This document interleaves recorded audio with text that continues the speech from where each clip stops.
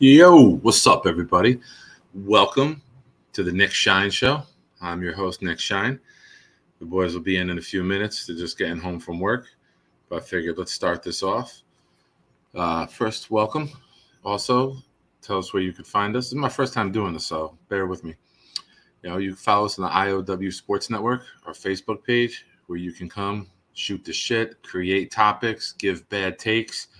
We have a lot of those lately. And I'm talking to you, Bobby Miller. I'm talking to you, Randy Weber. I hope you guys are here so you can hear me talking shit so you don't feel like I'm doing it behind your back.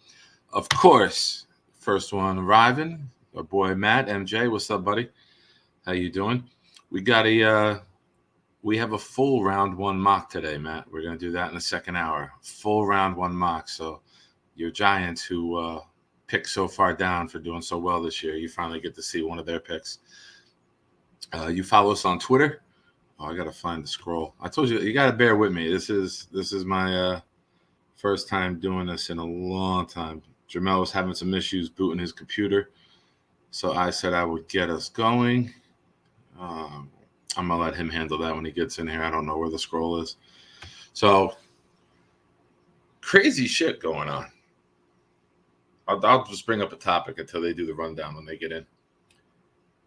Sean Kemp arrested, booked, and charged for a drive-by shooting.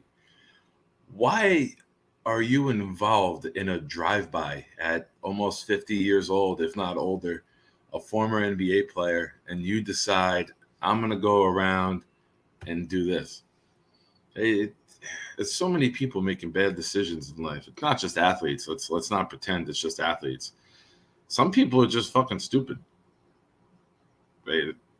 That's just the truth. That's the reality of the world we live in. My favorite saying, whenever I walk in any place or I see people around and I see stupid things going on, I just shake my head and say, people suck. Like, I say it out loud. I'm like, people.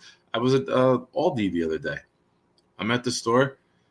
People are bagging. And these two little kids who had to be like 3 and 5 run up and start like taking bananas and the fruit from somebody who's trying to ring up their product. And like, he gets me. He's like, why are you touching my stuff?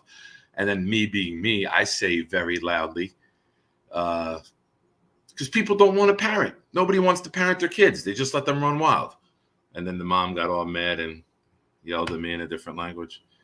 Tyrus, what's up, bro? Hey, second hour. Me and Tigo from Talking Jets with Tigo did an alternating back and forth round one mock. So stick around. Give me your feedback if you can, man. I hope you're doing well. I know you've been on the show. I've been off, vice versa. But we got to do a show together, man. I know your work schedule is a little crazy, like when we've tried to link up, but let's do something, man, soon. I'm looking forward to it. I know we always going on Facebook with our discussions. Let's bring it to real life. I think it would be a lot more fun than old men typing. So Rain Man is raining bullets. I wonder if after he did the shooting, if he did the dunk, like point, like we got him, that monstrous dunk that he did, and then he went down to the squat and the point to the crowd.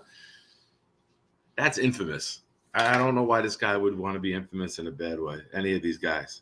Definitely. Oh, good stuff, man. Good stuff. So, what else we got going on? NFL, Lamar Jackson. Tyrus, can you come on now? I'll bring you in for if you got a couple minutes. If you want to come on for the quarterback discussion, we can bring it to life. Let me know. Play stupid games, win stupid prizes. Amen, man.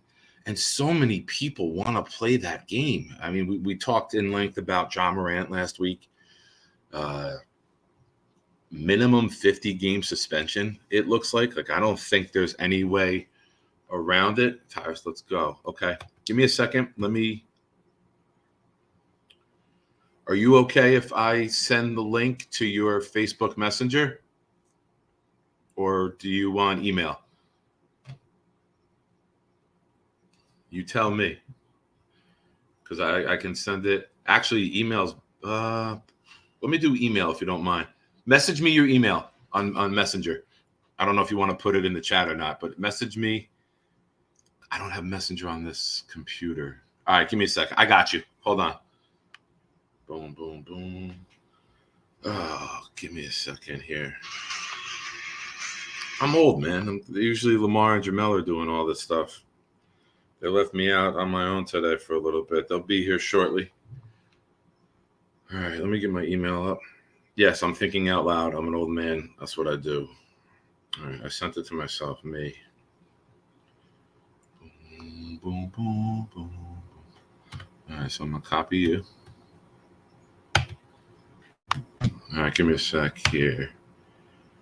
I'm pretty excited about the Jets moves, too. I'm not going to lie.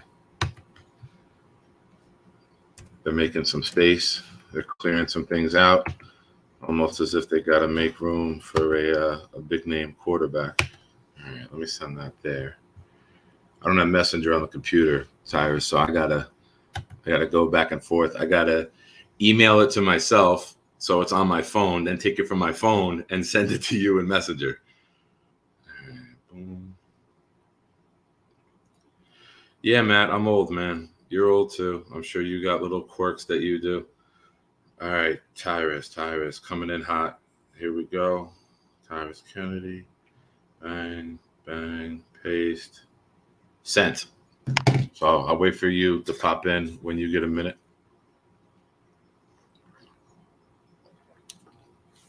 But yeah, while he's coming in, I'll prelude it that we had a discussion on his page the other day about what we both have different opinions on it. I think it would be a great discussion and segment for the show to go back and forth live instead of like the typing and waiting 10 minutes for a reply back and forth. So, here he is now.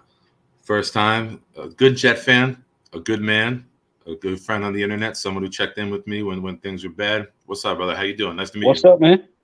How's life? I can't complain about yourself, man. I can, but we're going to skip that part.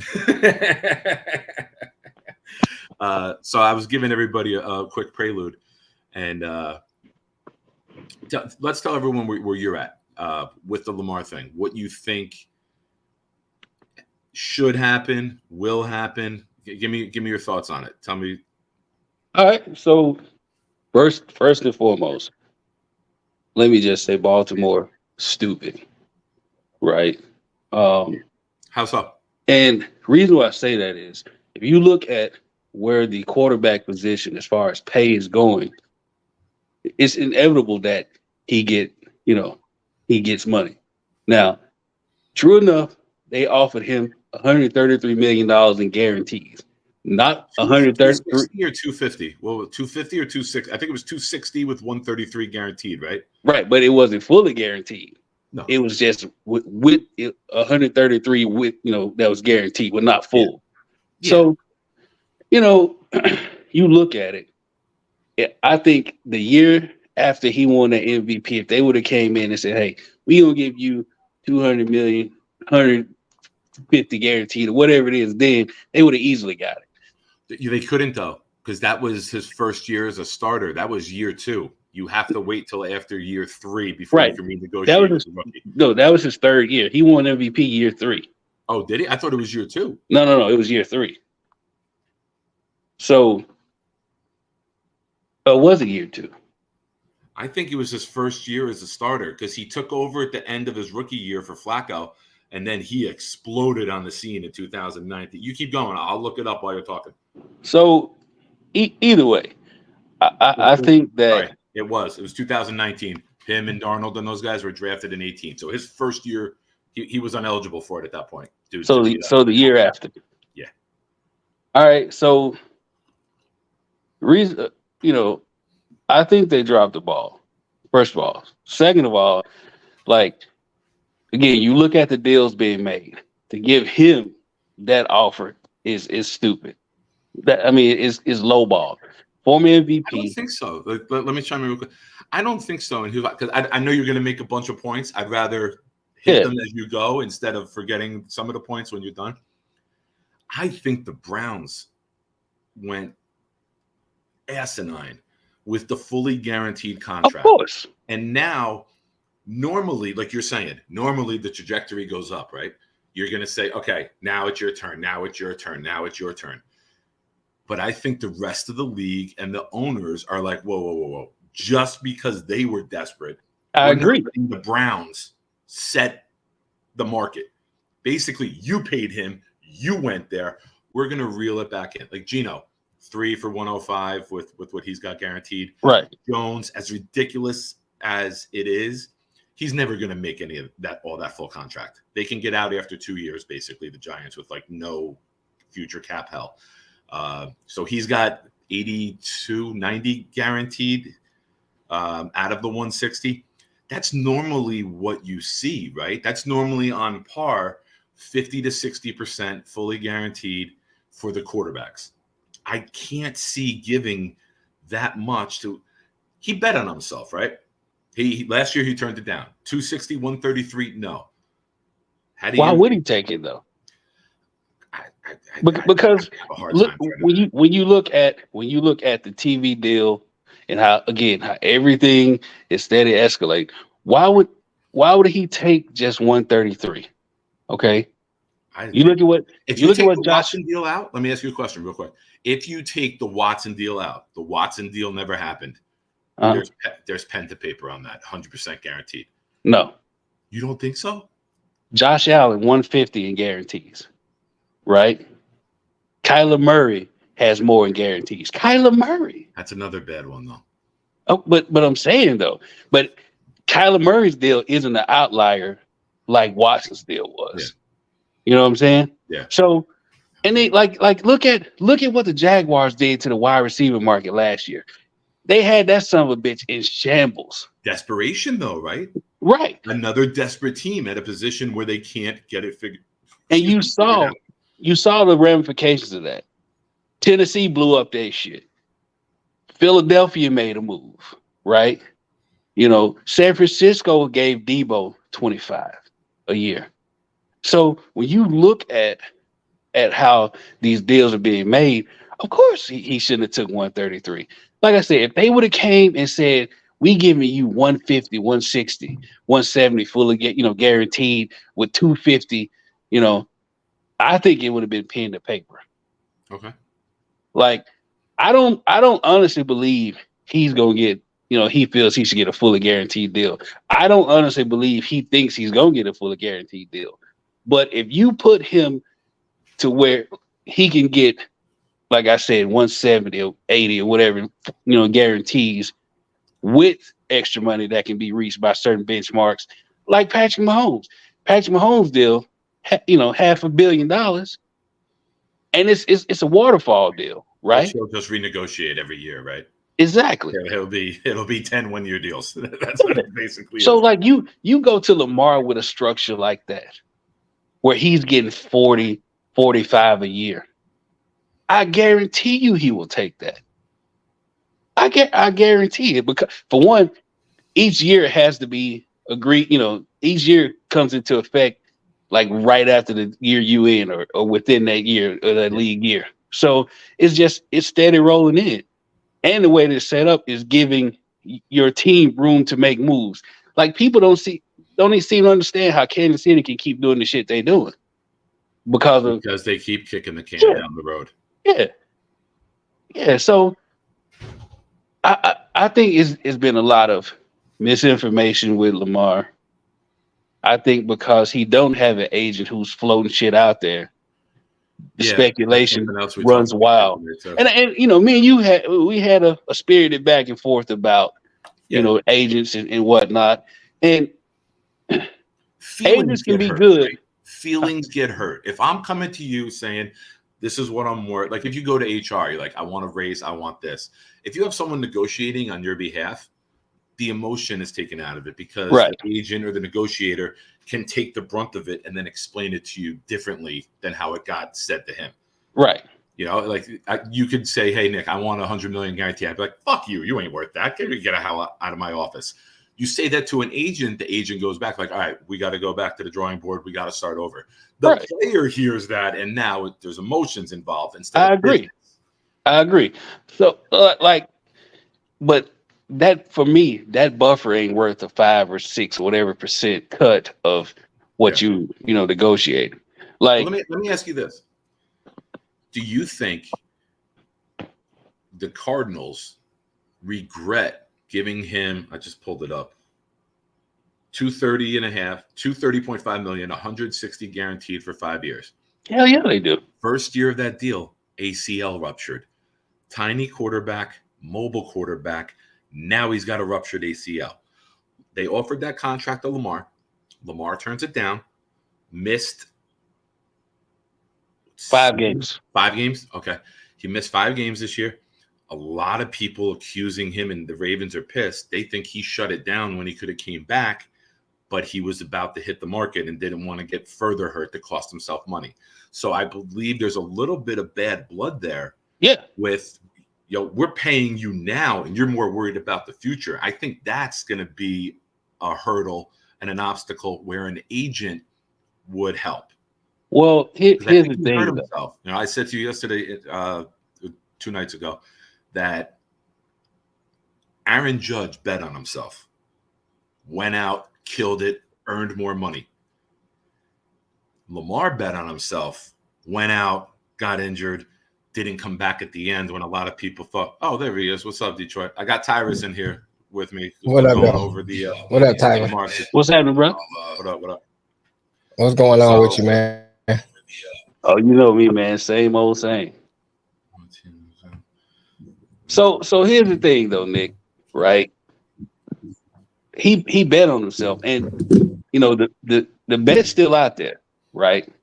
Yeah. Because nothing has happened. And honestly, again, I think somebody will willingly give up those 2 picks, first round picks, and come up with a deal that he can't say no to. I can't see a team giving, for argument's sake, 175 million guaranteed and 2 first-round picks. That's the Jets, where it's getting difficult. The desperate team will do it. We seen more desperate moves before. But here's the I thing, see the Colts doing it. He's 26. The Colts. Okay. He's 26, former MVP. What up, Matt? Still in his prime. Never had a wide receiver. So, and again, you look at the cap, it's steadily going up, right? You can pay him because you can get your Damian Pearsons in the 5th and 6th rounds. You can get these James Robinsons in the 5th and 6th rounds. Like you can get these running backs to build around him. Yeah. You can get linemen to build. Terrell Davis, Philip Lindsay. We can go on as long as you have the line. Yes. Look at the Chiefs. 2 of their 3 starters were 4th round or later. Yeah. Because they put those investments into the line. Right. Humphrey, Trey Smith, 2 guys I wanted in the same draft for the Jets 2 years ago. My heart breaks watching how successful they are there. So, you can build around your quarterback and pay him. Okay. And as long as you got the mindset and the foresight to do the deal the right way, like Kansas City is going to be around for the next 6-7 years easily. They won't be in cap hell. No. They're getting rid of. Going to be like Bobby Bonilla. He's going to be getting paid in like 2060. And look how Frank Clark is out the door. Huge cap. Dead cap too. Yeah, 7 million dead cap. He's out the door. So there's room to pay him. And honestly, I would give up those first round picks because if you got him at the end of the day, they're going to be 25, 26 or later anyway. No team that gets him will be picking in the top 5, top 10. Yeah. Let me ask you a question as a Jet fan. Yes. Hold on. If we get Rodgers, would you rather Rodgers for 2 years? If we knew it was 2 years guaranteed, which had to be asked, right? The ownership, the flight out to Malibu, they had to ask, are we getting you for a year or 2? If he says 2 years minimum, would you rather have Rodgers 2 years minimum? Say we give up. My projection is a 2 this year and a conditional 4th next year. Mm-hmm. If he plays the 2nd year, it moves up to a 3rd. If we make the AFC Championship this year, it moves up to a 2nd. We win the Super Bowl next year, it moves up to the 1st. I think that, or how much money Green Bay takes the hit. Right. I think that's the complication right now that we're seeing is how they're going to structure the trade into future in a conditional pick next year. Let's say, for argument's sake, discussion right now. Aaron Rodgers, guaranteed 2 years as a Jet, giving up a 2 this year. Would you rather have Rodgers for that, or would you rather have Lamar for 5 and giving up 2 1s? Number 13 this year and whatever next year. I'm taking Lamar for 5. Yeah. Giving up the 2 picks. And here's why. You got him for 5. And he's still younger than 32. Right? So if he plays that whole 5, and I feel like if he goes the whole 5, he can go 3 or 4 more. And he's there, he's already there. That means we've been able to build around him, bring in pieces around him. So my thing with Aaron Rodgers is he's a malcontent. He can tell you anything. Yeah, I'll be here for 2 years, and then that second year, he's tripping off a ayahuasca and saying the fuck with this, right? Like, and then again, he's 38, 39 years old. 39, I believe. So like nah. I personally wanted Carr anyway. I did too. I thought Carr with keeping our draft picks. Yes.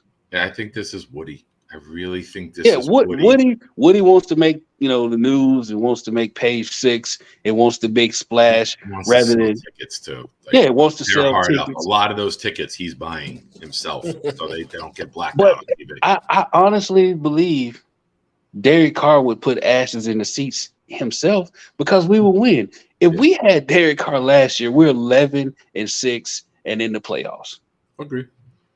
I think that I was on Jets Chaos last night, my buddy Jeremy, and something I said is Jets fans got to reel in expectations if we don't get Rodgers. It's not the end of the world. Jump off the bridge. Because of this, we're built like the 49ers. Defense, offensive line, run game. We all said if we had Jacoby Brissett last year, AVT and Hall were healthy, we're making the playoffs. Mm-hmm. And we beat Buffalo with Zach Wilson and no Vera Tucker and Hall. That's how good this defense is. That's how good we match up against the Bill. Now, this year, we're running the gauntlet. We got the Chiefs. We got the Chargers. We got the Bills twice. You're going to know if we're for real, what this defense can do. Everyone says, oh, somebody like Carr, he can't beat Mahomes or Burrow. He don't have to. Our defense has to beat Burrow, Mahomes, or any quarterback, right? Your defense has to stop that quarterback. You don't have to. You have to beat their defense. And I don't think the Bills defense, the Chiefs defense, or even the Bengals defense scare me. I mean, Bills defense is regressing. I think it's overrated. I think it's extremely overrated because Josh Allen is so good at football. He covers up all the deficiencies on that team. Well, just think about this. Just in the last 2 days, they're losing a Pro Bowl caliber safety and linebacker. Yep. With Poyer and Edmonds gone. Von Miller's old. He's coming back off a major injury. Like, he's going to miss most of the year. Yeah. So, like, we're not worried about Buffalo's defense. It's late October he got hurt, right? Right around when Hall got hurt for us. Like, I'm more worried about Miami getting a decent quarterback than I am of Buffalo. Miami got the receivers. Miami has the run game. Miami has a solid defense. Miami has great coaching. The only thing they're missing is consistency at quarterback. Like, Tua's still in concussion protocol. So they get a guy. That's his life. Yeah. Really? Like, they get a guy who's consistent at quarterback. I'm more worried about them. Not worried about Buffalo. And, of course, fuck New England. Period. Always. See, it's not just me, Mel. It's not just me that says that. I say it all the time on here. Yeah, like, I don't give a fuck what they do. But all I'm going to say is this, man. We got to get Rodgers now. If they don't get, it's Rodgers or Lamar. After that, the drop off is significant. Yeah, who else is out there? I will say this. I would take Jameis Winston. I don't know about that, buddy. Oh, shit. I hope we don't have to find out He who too their option inconsistent, is after Lamar and Rodgers. You know, like I hope to God we don't ever have to find out. Like who's the other names? Brissett, Wentz, Matt Ryan, Jameis Winston. It's Tannehill could probably be pried away, I believe. Oh, I think the Titans want somebody to come get him, especially. No, if I think trade Henry. Tannehill. I think Tannehill would be good. For y'all. I would take Tannehill if y'all can't get Aaron Rodgers. I would. Go ahead. I would take Tannehill in the heartbeat because we would have a monster run game, and he would have better weapons than just one wide receiver. Because you saw how he regressed when Brown left. He would have more targets, more people to throw the ball to. I'm good on Mike White. Yeah, I'm good, man. I'm good on Mike White.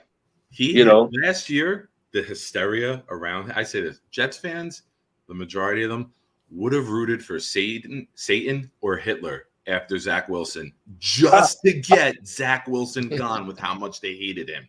Mike White's quarterback rating was 1.3 better than Zach's. Mike White's career record is 2-7. Zach is 8-14. He's got a less win percentage than Zach. There's parts of the game where he's just ineffective. And this is more than I ever want to talk about Mike White because I think it's just swept under the carpet. Done. Great guy, great story, great locker room person. Everyone loves him. I don't ever want to see him take a goddamn snap again unless it's as a holder. He's a great backup, though. I would take Jimmy G with stipulations on the contract. That was the other one. I forgot him. Good call. Oh yeah, I forgot about Jimmy G. Yeah, he would have injury stipulation. Yeah. Like you got to. He's hurt every year, which blows my mind with some of these Jets fans that I've been going back and forth with. Their main gripe with Lamar is that he was hurt last year, but will scream from the top of the mountains for Jimmy G. Like I don't make that make sense. You got a guy who's been hurt since he left the womb versus a guy, who missed 5 games last season. Yes, I don't think as a he came out in a cast needing surgery. Go ahead, Mel. I was looking at Smitty comment about, and the Rams not giving up Stafford anyway. No, he's got a report today. There's a Twitter alert that came out today that the GM is like that. This is our guy. Like we're not. Yeah. Of course, anyone can be had, but yeah. Now if y'all can get Stafford, that'd be great to have. But what injury did he have last year? Was that concussion too, or was that back again? I think might be back again, if I'm not mistaken. Yeah. Him and Tua are going to be having wheelchair races one day. The way the two of them are going. Man, that 1 year, man, he played the whole year with bad messed up. I would take Stafford. I would take Stafford. Yeah, I take them both. I take them back on the line. You're not a golf guy, man. I was. I would take. Let me say it's about golf. Okay, I take golf too. I say it's about golf. Oh, golf wow. A breaking news tweet from Rappaport. Vikings Pro Bowl pass rusher Zadarius Smith informed the team that he wants to be released. The team has no plans to do that. The situation remains unsolved. He tweeted, Zadarius Smith tweeted 10 minutes ago, I just want to say thank you to Skull Nation for an amazing season experience. It's almost like a goodbye tweet. Thank you to all of my teammates, coaches, and the entire Minnesota Vikings organization. Did he end it with a fuck Kirk Cousins? I think that goes without saying. That goes without saying? Yeah. That's implied. We always know that you will say it. So I see Anthony Price just said Jimmy G is the best quarterback in the market right now. What, the supermarket? The flea market. All right. Let me throw that to you, Tyrus. Free agent. We know Rodgers is signed. Oh, sorry. I got a Samini tweet. Oh, he's just clearing up the cap stuff with Braxton getting cut, CJ restructuring. Who's the top free agent quarterback? Give me your top 3 free agent quarterbacks. Oh, after Rodgers and with Rodgers. Mar, you ready? What's up, fellas? Nigga! Take that. What's happening? TK, what's up, bro? What up, bro? Fucking hat off. Jesus Christ. What's up, Wait, man? We know they won. I mean, Nick, don't be like that, bro. Motherfucker looks like a I Sports see you, my Illustrated brother, commercial. out there rocking Don't the be like black and that. red on I black mean, on black on red. I mean, you know whenever your Jets, don't take another 60 years to win a championship. I mean, you be wearing all the type of memorabilia like a month too. So No, I won't, because we've discussed this. Once we win the AFC Championship, You my be heart's dead. going to give out. I'm not even making the Super Bowl. It's going to be like, I can't believe Hey, it. TK, how you been, man? Oh man, I've been busy, man. My my Watch Them Thrones podcast is taking off a good bit, so I've been Good, man. busy with that, man. I'm trying to work my way to that HBO money. There you go. Hey, if you get that HBO money, I two cooks, one up there, one right here. I mean, that's all I know. I don't know what Nick can do. I don't know what the hell he can do. Can he even make you laugh? I don't know. I'll be security. And I Hey, don't know why he can. Security. Wait, hold on. Security. I'll be the head of Oh, man, security you for him, bro. Nick You already can said you most had a bad certainly hurt. make me laugh, bro. Like I see one or two of his Is it takes about every looking at day, him? and I chuckle. Is it about looking at him?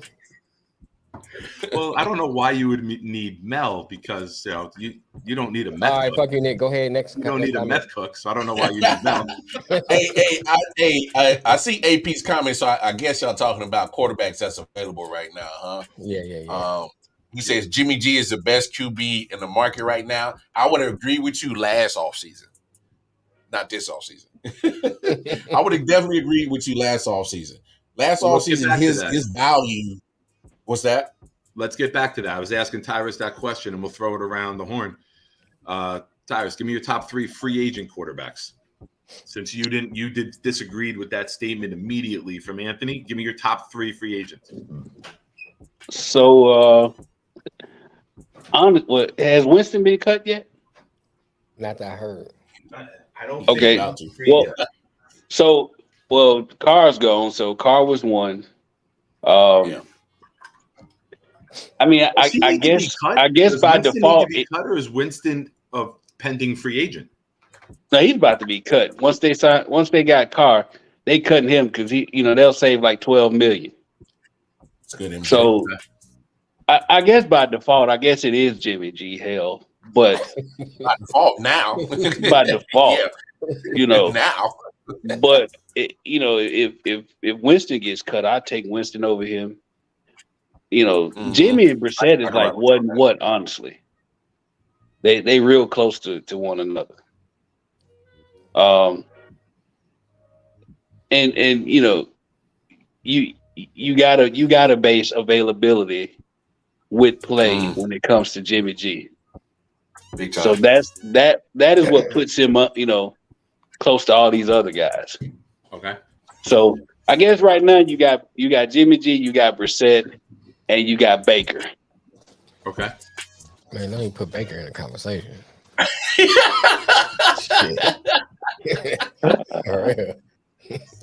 The rumors coming out of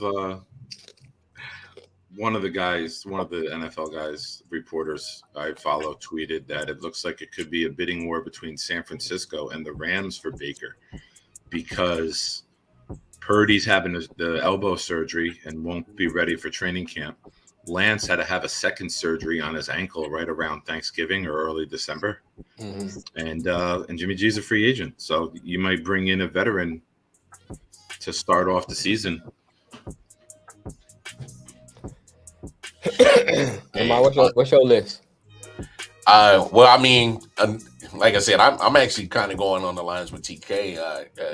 If it is right now, by default, is Jimmy G. Just because of Derek Carr already signed his contract. So definitely, we'll start.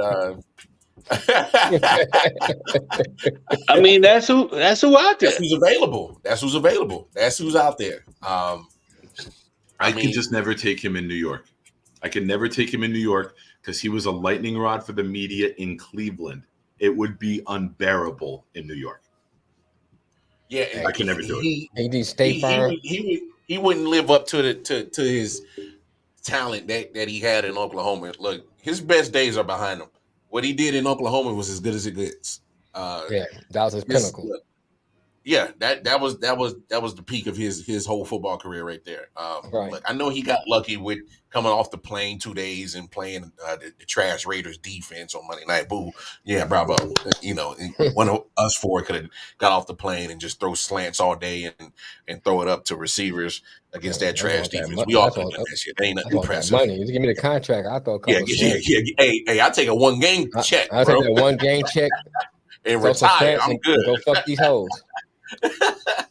You said 1 game check is $100,000. Yeah, let me see that real quick. I think I got one. I'm like, come here, bitch. I got $100,000. Don't lie. You would have 80 grand because you spent 20 grand on roofies. I got caught full. I ain't got to spend no money. Nah. Hey, at that point, nah. You ain't even got it. Hey, you ain't even got to go that route no more. Hey, I do it for the fun. Like, I do it bands will make them dance. Bands will make them dance. But no, Jimmy G for sure. But I'm with TK, man. That durability about him scares me. It's pretty much his reason of him being unhealthy is the reason why we know about Brock Purdy. Otherwise, we probably wouldn't even know about the dude right now. If Jimmy G was able to stay healthy. But unfortunately, Jimmy G, I'm gonna go Jacoby Brissett at 2. I think Teddy Bridgewater is he a free agent? He might be. He's been the 1 year deal man for the last couple of years. Yeah, he's been a 1 year. Then I'll probably go Teddy. And here's the thing. Here's what's crazy about the NFL nowadays. You have to have a legitimate number 2 quarterback now. Yeah. You got to. Even if it's going to cost you 5, 6, maybe $7 million a year, you need it. Right. I mean, let's be frank. Everybody needs it. Chad Henne had to step in and drove the Chiefs down for 98 yards. We needed that. like say what you want. We needed that. Here we go. Everybody, you know what I'm saying? Like everybody needs a backup. I don't know why he retired, man. He had the easiest job. Oh yeah, just sit back and chill. Just chill, baby. He got 2 rings, right? Chill, win, eat some burnt ends. How about another quarterback who retired? Davis Webb is now the quarterback coach in Denver. He's younger than Russell Wilson. He's 28, and he's Russell Wilson's quarterback coach. Wow. I mean, listen, some guys can't physically do it, but they have everything up here, right? Like he might be one of those guys. Those who can't do, they teach. There you go. Yeah. Like Josh McCown, I think he's going to be a hell of a coach. Oh, man. He's already coaching in high school. Yeah, I'm talking about like next level, QB coach, offensive coordinator. I think he's going to be, great. Houston wanted to hire him. Like that was all they talked about out here. I think he's waiting for his kids to grow up. Yeah. And get out of youth high school, and then you'll see him get. I mean, think about it, man. He's played in damn near every type of system in the NFL. Mm-hmm. You know what I the other day? That's like funny. He's got more jerseys than Nick Cannon got kids. It's a lot of jerseys. He needed a jersey for each kid, bro. After the combine and Anthony Richardson blowing up, they did the top 10 RAS scores for quarterbacks all time, and Josh McCown was number 7 for most athletic quarterback all time at the combine. Wow. Exactly. Your question. I know he was a good basketball player and could dunk and all that stuff. I just never put 1 and 1 together with him. I'll say no to that, Ant. What Ant talking about? You said you still pick Baker or Taylor Heineke? Taylor Heineke. I'm taking Taylor Heineke all day long. Is he a free agent? Yes. Yeah, Heineke. Yes. I take Heineke all day long. Carson Wentz is out there. Nobody taking fillers on Carson Wentz on your list? Oh, then my list has changed. Then Carson Wentz need to go coach. Yeah. Go back. Ain't it? Plan ain't it? I think Carson Wentz ends up in New England. If they trade Mac Jones, I think Carson Wentz in New England. Why? Why? I would take Mac Jones over Carson Wentz any day. Any day. If you can get Zappy gonna take his spot though. if you can get 2 twos from Mac Jones, I'd gladly ship him off in a heartbeat. I think they like Zappy. Yeah, I like Zappy. I think Zappy got some potential. I think he gonna outplay Mac Jones this all season and take his spot. He's more mobile. You know, I think he got some potential, man. If he can, they can develop him. He's more what, dog? He's mobile, agile, hostile. That's that move from Detroit to North Carolina. That's that Southern twang coming in. Like, We're what going you say? down to the Senior Bowl in Mobile, Alabama. Alabama. Hey, Mel been away from Detroit too long. This dude sound like a Tar Heel boy. Mobile. With going to the Falcons as a backup. Who the hell was that? Well, honestly, Wentz going to the Falcons as a backup is not a bad idea. I mean, Wentz need to go to unemployment line. He does run RPO. He does a lot of RPO offense. That's what he does. So it would be a good fit if he finds a coach like that. Lamar would be deadly in that offense. What, in Atlanta? That's where I mocked him. Yes. We did a mock 2 weeks ago. I did only the top 16. I had the Ravens picking at 8 because I said Atlanta would go ballistic. He would be in Pitts, he would have better weapons than he ever had in Baltimore. Yeah, you're right. My God. Right? And that was my thought. And they got like 2 or 3 running backs that they can rotate right now with him. With Algiers and look at the other guy. But he would be deadly in Atlanta. Yeah, he would. Yeah. Just to get me caught up, what have y'all talked about real quick today, fellas? We talked about I talked about the Sean Kemp situation. Mel had some computer issues coming in. And then Tyrus jumped in the chat and I invited him on when I started talking about the Lamar contract situation. And then you kind of came in at the end of that as we were talking about free agents. I do have another guest coming in at 5:15 to do the back and forth mock that we did, just a little programming note to get everybody. All right, host will lead the way. What's your next topic there, big homie?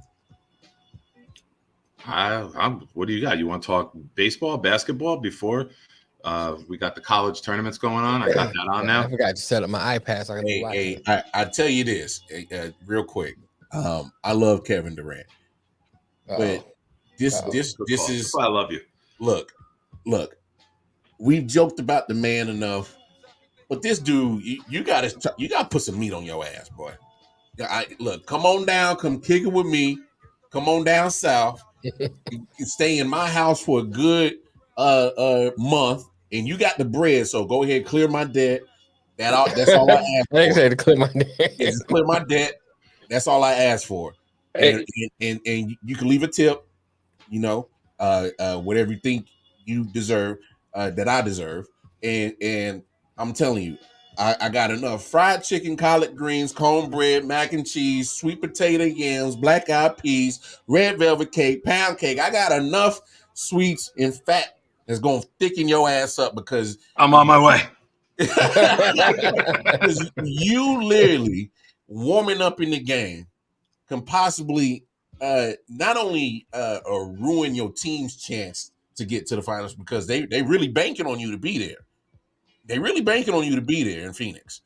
But you are really setting the trend for the last few years. You can't stay healthy, bro. Put Anthony Davis on him. Hey, he's missed more games than Anthony I.R. Davis. Like a lot of people don't. Davis misses a lot of games. So if you outdo him, boy, you really got a problem. But do me a favor though, Mar. If he do show up at your house, yeah, before you take him to get the greens and the chicken and all that shit, take him to get a haircut. This motherfucker head look like a Star Crunch. Get that shit cut. Get it lined up and cut, bro. Please. That nigga need a kitty kid. So I saw that video last night. I saw the House of Highlights of him when they made the announcement that he wasn't playing in the game. Crackle bar. They made the announcement, like, you know, in the Bleacher Report, House of Highlights, everybody tweets out the video of him falling. Yo, I'm telling you right now, R. Kelly kicked into my head. because my head broke out in song. It was, I believe I can fall. Not strong enough to play basketball. This dude, I get hurt every night and day. What up, Mel? What's up, Mel? Shout out to Mel. Mel, IOW what's up? Sports. No, bro, I don't. And this is when the trade was made from KD going to Phoenix. I said, look, the trade is good. It looks good because it's KD, but you can't. What a absolutely jealous little bitch. Lamar never laughed like that at me no more. Like you literally can't rely on his health no more like that. I'm sorry. Pretty much once he got the ACL or I'm sorry, the Achilles in Golden State. You have a beard. let's be honest. Ever since he had the Achilles in Golden State, he ain't never been the same since. So I mean, hey man, I'm telling you, I get him on a good weight program. He come on down here to Raleigh, North Carolina. I feed him good, dog, and he gonna plump up real quick. But then after that, he gonna have to do the work to get the gut off. Yeah, I don't know how much truth is to it, but someone was saying that the floor was a little slick yesterday because of the hockey. I don't know. Oh, obviously, I wasn't there. I don't he know. wasn't the only one that was falling yesterday. Oh, he wasn't? Nah. Like it was a couple incidents yesterday, man. Between him falling and Sean Kemp and Ja Morant, aka Blick Flair, the NBA has caught some hell, bro. They caught hell this week. Yeah, bad headlines, bro. Bad headlines. I mean, you're right, TK. Are you talking about LeBron? Well, no, I thought you said bad hairlines. My bad. No. Hairline. I mean, it's literally because first of all they acquired KD and he was already recovering from an injury, and they barely even had him, and now he's hurt again, and you literally look at Phoenix and that was a big piece to their championship run, and now you might miss the rest of the season. That's what I'm saying. So, I mean, I hear what you're saying. Mel's sprained ankle happened is not a big deal. This one is. This sprained ankle, that guy, number 35 in Phoenix, that's a big deal with his sprained ankle. Like this ain't got no chemistry too, Mark. They got no chemistry yet. You don't want to be creating chemistry come the playoffs. You want that established before the playoffs.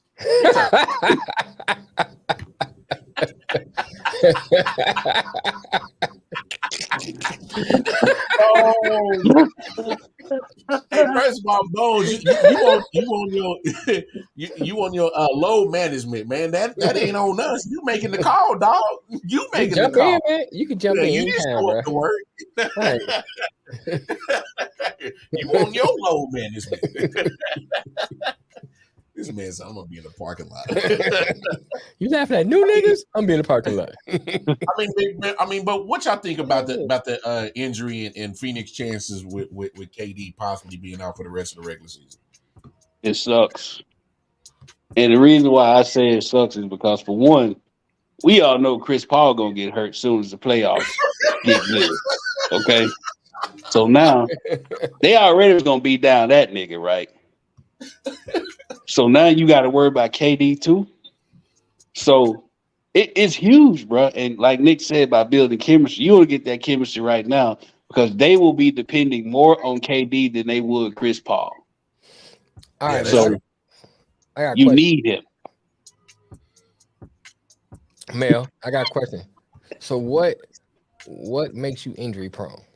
So how many injuries do you have? What kind of injuries make you injury prone? Because the man's like he's been hurt a lot.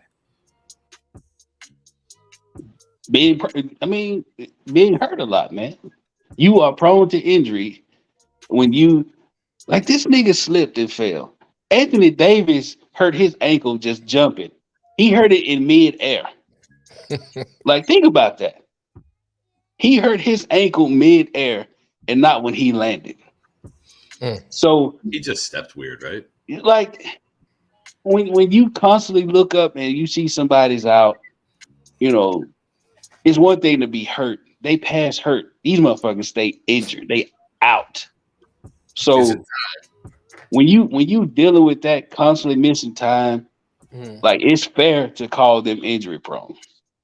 It's fair to at this point expect them to miss a quarter of the season because that's what you get from them. All right, so let me break it down to you. So 2019, 2020, of course, he missed the whole season with the Achilles.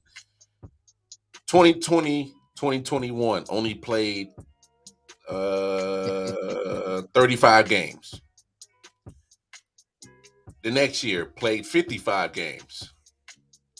Year after that played 42 games. And he's played so far this year 42 games. So he's missed 82, 27, 37, and about 12 this year. It's about 150, 145, 150 off the top of my head. Like he is as prone to missing games as R. Kelly was prone to touching girls. Constant. Wow. He's as prone to getting injured as John Morant is to bringing a gun to Denver. I'm telling you, man. Hey, and I know y'all talked about it, but real quick, John Morant lucky that there was no charges pressed on him because it was just being him trying to do too much and acting something that he ain't, and that could have gone somewhere way deep and mess up his money. Just don't hold up until the normal share of 82 games. He's thrown away millions of dollars over a 38 that he took out his girlfriend's pocketbook. Right. Think about that. That's crazy. That gun was the same size as his ear. Man. Hey, when I read the go ahead. TK, you wild because and the way he held it. He held it like he was like how when your girl asked you to go to like Walgreens and go get her feminine products. That's how we hold it. Like man, this shit. I don't want to hold it. Like I swear he held it up. You know, I had the volume off, and just by looking at him, I just automatically assumed he was like, "Girl." Like that little shit. Like nigga, you tripping. Little 380. What you doing with that little 380? Bro, he would do more damage beating the nigga with the butt of the gun than shooting him with a bullet out the bitch. Think about that. You're right. You're right. Yeah, pew pew. But why you had to hold it like that, bro? Hey, I don't care what nobody say. Ja, you can't act like this no more because we know you ain't gangster the way you held that gun, bro. Yo, have you seen the either TikTok or Instagram? Yeah, I'll be back, fellas. With him with the 8 Mile. Say it again. Say it again, Nick. Have you seen the Instagram video or the TikTok? With Cheddar? And it was they broke him down like when Eminem goes off and his real name's Clarence. Clarence parents have a real I seen that one. Yeah, I seen that one. Yeah. Oh, so good. They did it with him and his family. That's hysterical. Oh, right. The internet's great. Hey, Mel said he had them penny loafers on. How you gonna tuck the pew pew? He said, I ain't never seen a cat tuck the pew pew in the penny loafers. Hey man, for real, like come on, dog. like that dude was bugging, man. But nah, man, Detroit, man, what you think? What you think of the KD's injury and what it does to Phoenix's chances? I mean, I think it significantly hurts their chances of winning, man. I mean, I think that with KD, when KD first got there, their chances of going to championship or even winning championship skyrocketed. Now he's not there, and it looked like he might be out for the season. That plummets, and then you got Chris Paul there, who was not a spring chicken either, prone to get hurt, or just the weight of 82 games on an older body. Not gonna might not even hold up in the playoffs. So he won't. So you already know what's gonna happen with that. So it's not looking good for Phoenix at all. Get richer. Sorry. Hey, Devin Booker gonna have to play out of his damn mind. He's capable of doing it. Yeah, but he's gonna score a have lot to of do it. points, but they still gonna lose. Yeah, because you He's gave him some gonna be just Luka and Phoenix. That's it. Real quick, the NFL just released their compensation picks for the draft. San Francisco has 3 third-round comp picks: number 99, 101, 102. Kansas City has number 100.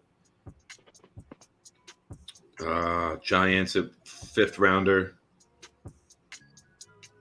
Kansas City again with a 7. Kansas City with a 6. I'm trying to look. Dallas has a 5 and a 6. They'll fuck that up. They have 2 5s. I'm sorry. But those are tradable now. You can trade the comp picks. So San Francisco have a 99, 101, and 102, and they have a 5th. They can move up. They can do something. Yeah, they can do something with that. But I just got the alert. I figure. I was hoping the Jets got something, but we don't lose players. The Jets don't have anything because they don't hire black people. let's keep it real, dog. Like, that's why. That is why. I mean, that's not true, man. I seen the guy sweeping the stadium. Hey, real quick, Sean Kemp was released without charges. This is the part of the show where I can't comment.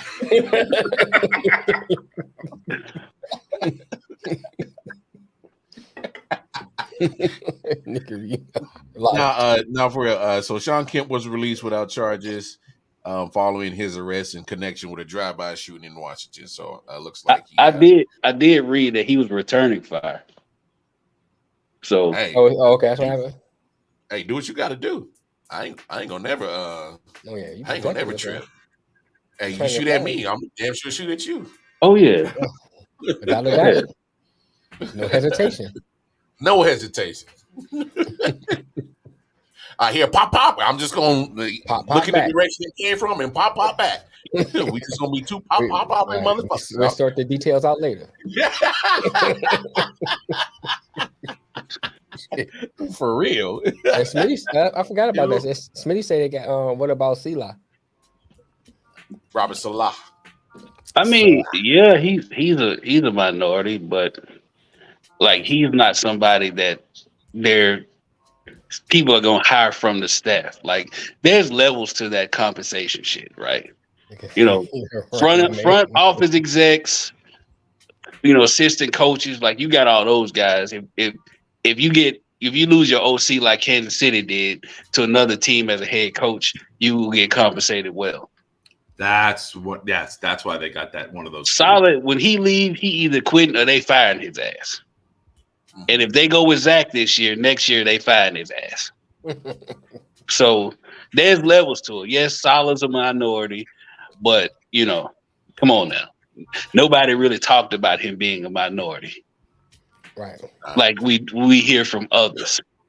Well, since we got 2 Jets fans here, let me get y'all take on this. So y'all missed out on Derek Carr. Right. We did that. Oh, you already did that? Yeah, we went into the quarterback situation with Jets and would we do Lamar? I didn't. Would we do Lamar? Shit, Mel says. If we missed out on Rodgers, will we go after Lamar? He's talking about another male too. Just to let you know, we did that conversation. I want to bring something up real quick. Yeah, go ahead, bro. I noticed this.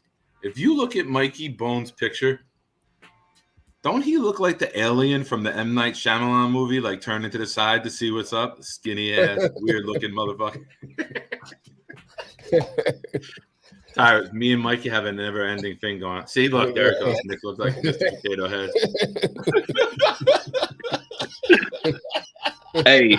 Hey, this shit. This is fun to me watching Ebony and Ivory go back and forth at each other on this motherfucker, man. Random follow-up question, Tyrus. It's literally every show, TK. It's every show, TK. Tyrus, random follow-up question. Which side are you rooting for? He couldn't even answer. He's like, come on, dog. Don't do that. We're Jets. Hey, man, we fresh out of Black History Month, dog. Don't do this. Why do you think I waited Give us a till couple of months after at the least. month? I waited till after the month was over to ask you. hey, because I've been. Hey, it's funny you say that. I've been noticing attitudes been changing at my job around me. Dog. That's like you have February, nigga. hey, March 1st, the whole world like, March 1st, that shit just changes. We about tired of y'all motherfuckers. They be marking that shit on the calendar. Mm-hmm. Y'all been acting a fool for 28 days. We tired of y'all motherfuckers. Hey, for real though, like February 1st, it went to, you know, this is my friend Mar, to March 1st. It went to from this is my friend Mar to this nigga here. Right, this nigga. Yeah, I trust me, I would do the same shit. Nah, man. Hey, man. February's a month. Go ahead, Matt. Hey, let me throw this out to y'all fellas. Which one of these basketball teams is really like surprising the hell out of y'all that are in the standings that you like? What you doing in the standings? Like, what you The doing Kings. up? The Knicks. Kings, thank Kings you. and my Knicks. Yeah, Yep. Kings and Knicks. I was gonna go Kings, man. Kings have been doing some really, really crazy That's your birthday. That's why. Like I can't explain what they've been doing with the with Mike Brown as the coach. He got him playing defense. He's a great coach. Yeah, I think so too. You know, he's been able to step in a couple of situations and do some things with certain teams. And I mean, also, you also can't. Hey, they got a lot of talent on that squad. Like, you know, Sacramento's been one of those very young, talented teams that got a lot of talent on there, but haven't had the right coach. But they've been sorry for so long. They're able to accumulate talent. Well, yeah, that's what I agree with you wholeheartedly. And so like they are so close to lottery picks every year, and they just haven't had the right coach to put it all together. And I guess Mike Brown's been the right one. Obviously, Luke Walton, baby's boy, couldn't get the job done. I could have told you that, but Brown's a good coach. Yeah, I think so, coach, and he's finally in a place where there's not egos, and there's not guys who think they're bigger than the game and don't want to play his style of ball and running his ass out the door like we've seen in other places. Yeah, like LeBron. So he's finally. It sucks, being on the East Coast. Most of us that you don't get to see and appreciate their style of ball. But I said the day. And I mean, I'm wearing all it now. It's not surprising they're just building up to it. I almost read it. I was reading it, and I almost read. I'm reading the next one. I was waiting for it too. Just building up to it. Like this. Mm-hmm. You heard there was screeching of halting in my brain more than there was they just build than the other day. Hey, I was waiting for it. I was like, I'll say like this. To what you said though, Mike. Mm-hmm. I honestly think that the Knicks will at least get out of the first round.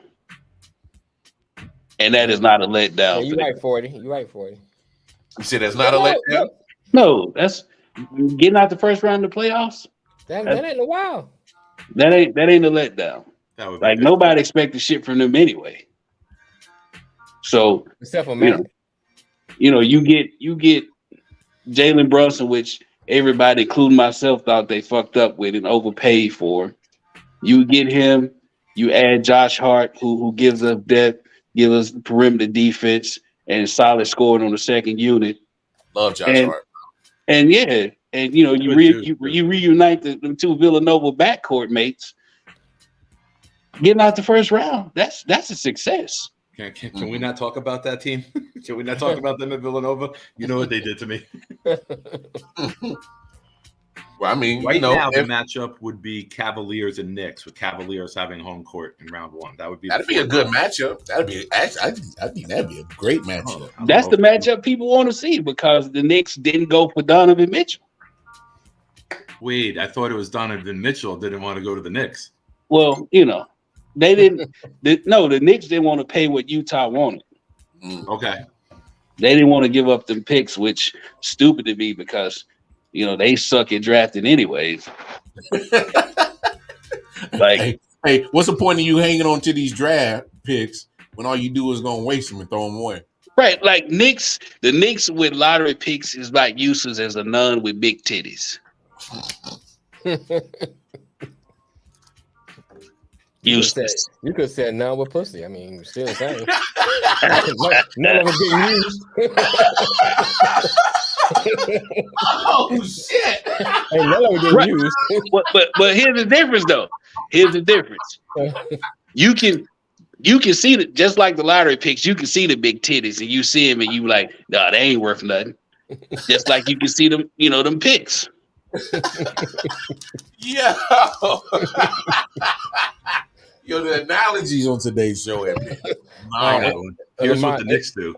The Knicks draft the flat-chested girl and hope she's going to develop into double D's. That's who Kevin Knox was. It never happened. Yes. And who was the guard? Who was the point guard? The French guy. Frank Ntilikina. Yeah. Mm-hmm. Who is it? Frank Ntilikina. Mm-hmm. Yeah. I would have never known that name. Yeah. Lamar, Matt said, "What's your take on the Brunson?" Matt poking at me. He know what's up. I thought the Jalen Brunson signing was a good signing. I thought it was too much money. Yeah, that's what I'm saying. Like, we thought they overpaid, and it looks like a bargain now. Yeah, thank you. Yeah. So I had to eat crow on that one. I'll take it. I could take an L. That's all good. Yeah. I was wrong. But I love Jalen Brunson in Dallas. I was actually shocked that Dallas let him walk out the building. I was shocked. But, they want to make it the Lucas show. I get it. And so, I'm like, damn, 100 plus million, 4 years for Jalen Brunson? Like, come on. This dude was a sidekick. And now he's looking like a bona fide leader, bro. Like, the whole time, he just wasn't getting his chance to shine. He went from Robert because to Nightwing. They wanted Luka, right? So, like Jalen Brunson could have been doing what King Malcontent is doing down there with him, with Kyrie. You know what I'm saying? So we got to win getting Jalen Brunson, dog. Oh yeah. Now we just need a viable big man, and we'll be ready to go in the East. Hey, I don't know what the hell got into Julius Randle this year. That boy in his bag. He in his bag. Jalen Brunson in his bag. No pressure. No pressure. Because you think about it, man. Last year before, it all ran through him, right? Pretty much, yeah. It all ran through him. The highs, the lows. He got blamed for everything. Right? But now he has somebody who's running the show who can put up 30 a night with Brunson. So it's not the Julius Randle show now. It's, we got Julius and Jalen Brunson, and now we've relegated RJ to the third option. So there's no pressure on Randle. I mean, yeah, he still got a job he need to do, but we don't look at him to be Patrick Ewing. Right? He can be, he can be Patrick from SpongeBob now, and motherfuckers wouldn't care long as he do his goddamn job. He could be Neil Patrick Harris. Yeah. He could be J.R. Ewing from Dallas, nigga. Long as he doing his job. That's an old school reference. I like that. And he will be all right. Like, he's not going at the media like he was. Like, he's relaxed now. All he has to do is play and stay within the confines of the offense, and he'll be okay. So I think that's why he looks a lot better this year. I hear that. All right. Oh, well, hell. Any time for your man, something, Nick? Actually, I was just typing to message you that he's got a 2-3 month old. He's got a newborn. Okay. You guys okay if he comes on at 6? Like when we normally end the show, if you two got to bounce and then me and him stay on and do it, that way we don't got to try to rush or speed through it. Are you guys okay with that? I mean, that's up to y'all, but again, I'll stay on. What the fuck I gotta do? I got nothing to except watch the Carolina game later. I mean, why you watching that? I agree. He still throw up stupid fucking shots. Why you watching that? You want to be disappointed just look at your life. Nick of the IOW Sports Network. You want to be disappointed just look at your life. Fuck man. Oh damn. Damn, Mel, you sucking that straw like it got the remedy in there, bro. Oh damn! Sorry, Tyrus, if you got the kids around, I apologize. Oh no, they upstairs, man. I'm good.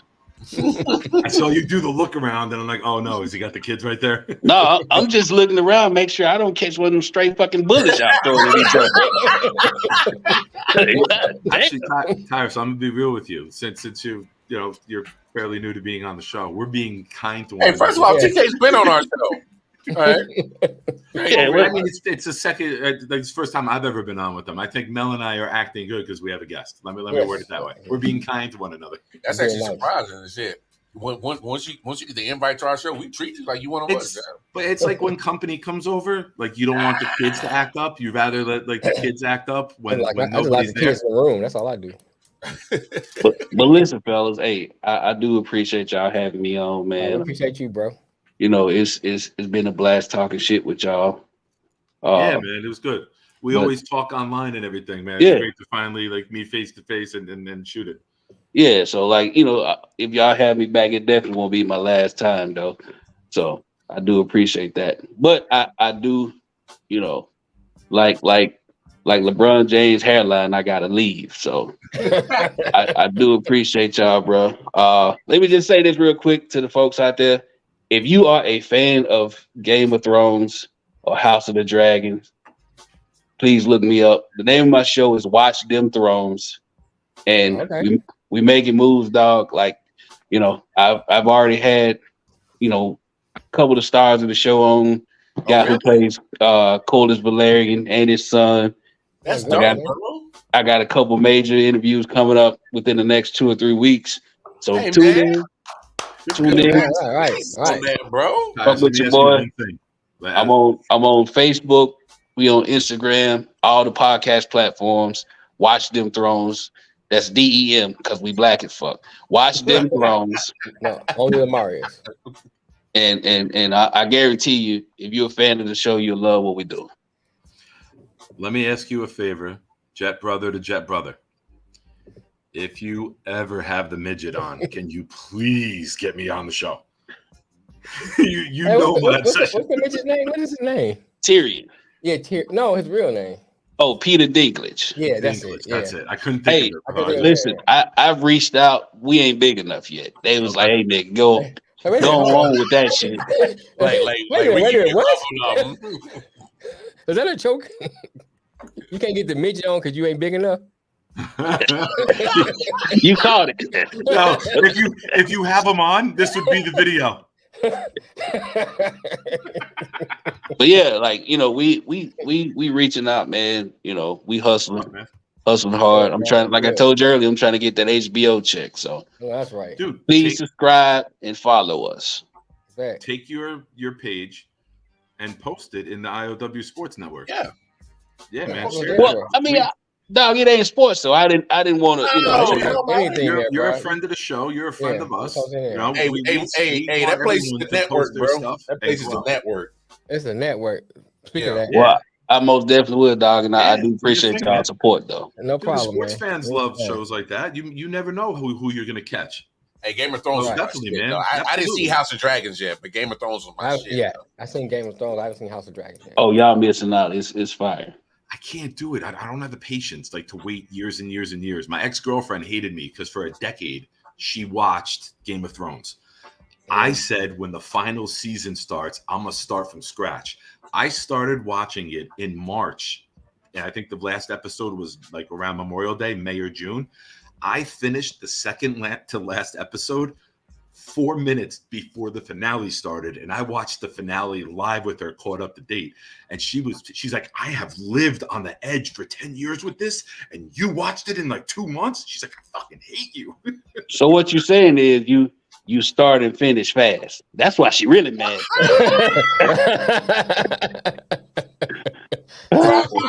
I'm going to be honest with you, Tyrus. With the diabetes, that story lasted longer than I do. Anyone's going to make fun of me. It's going to be me.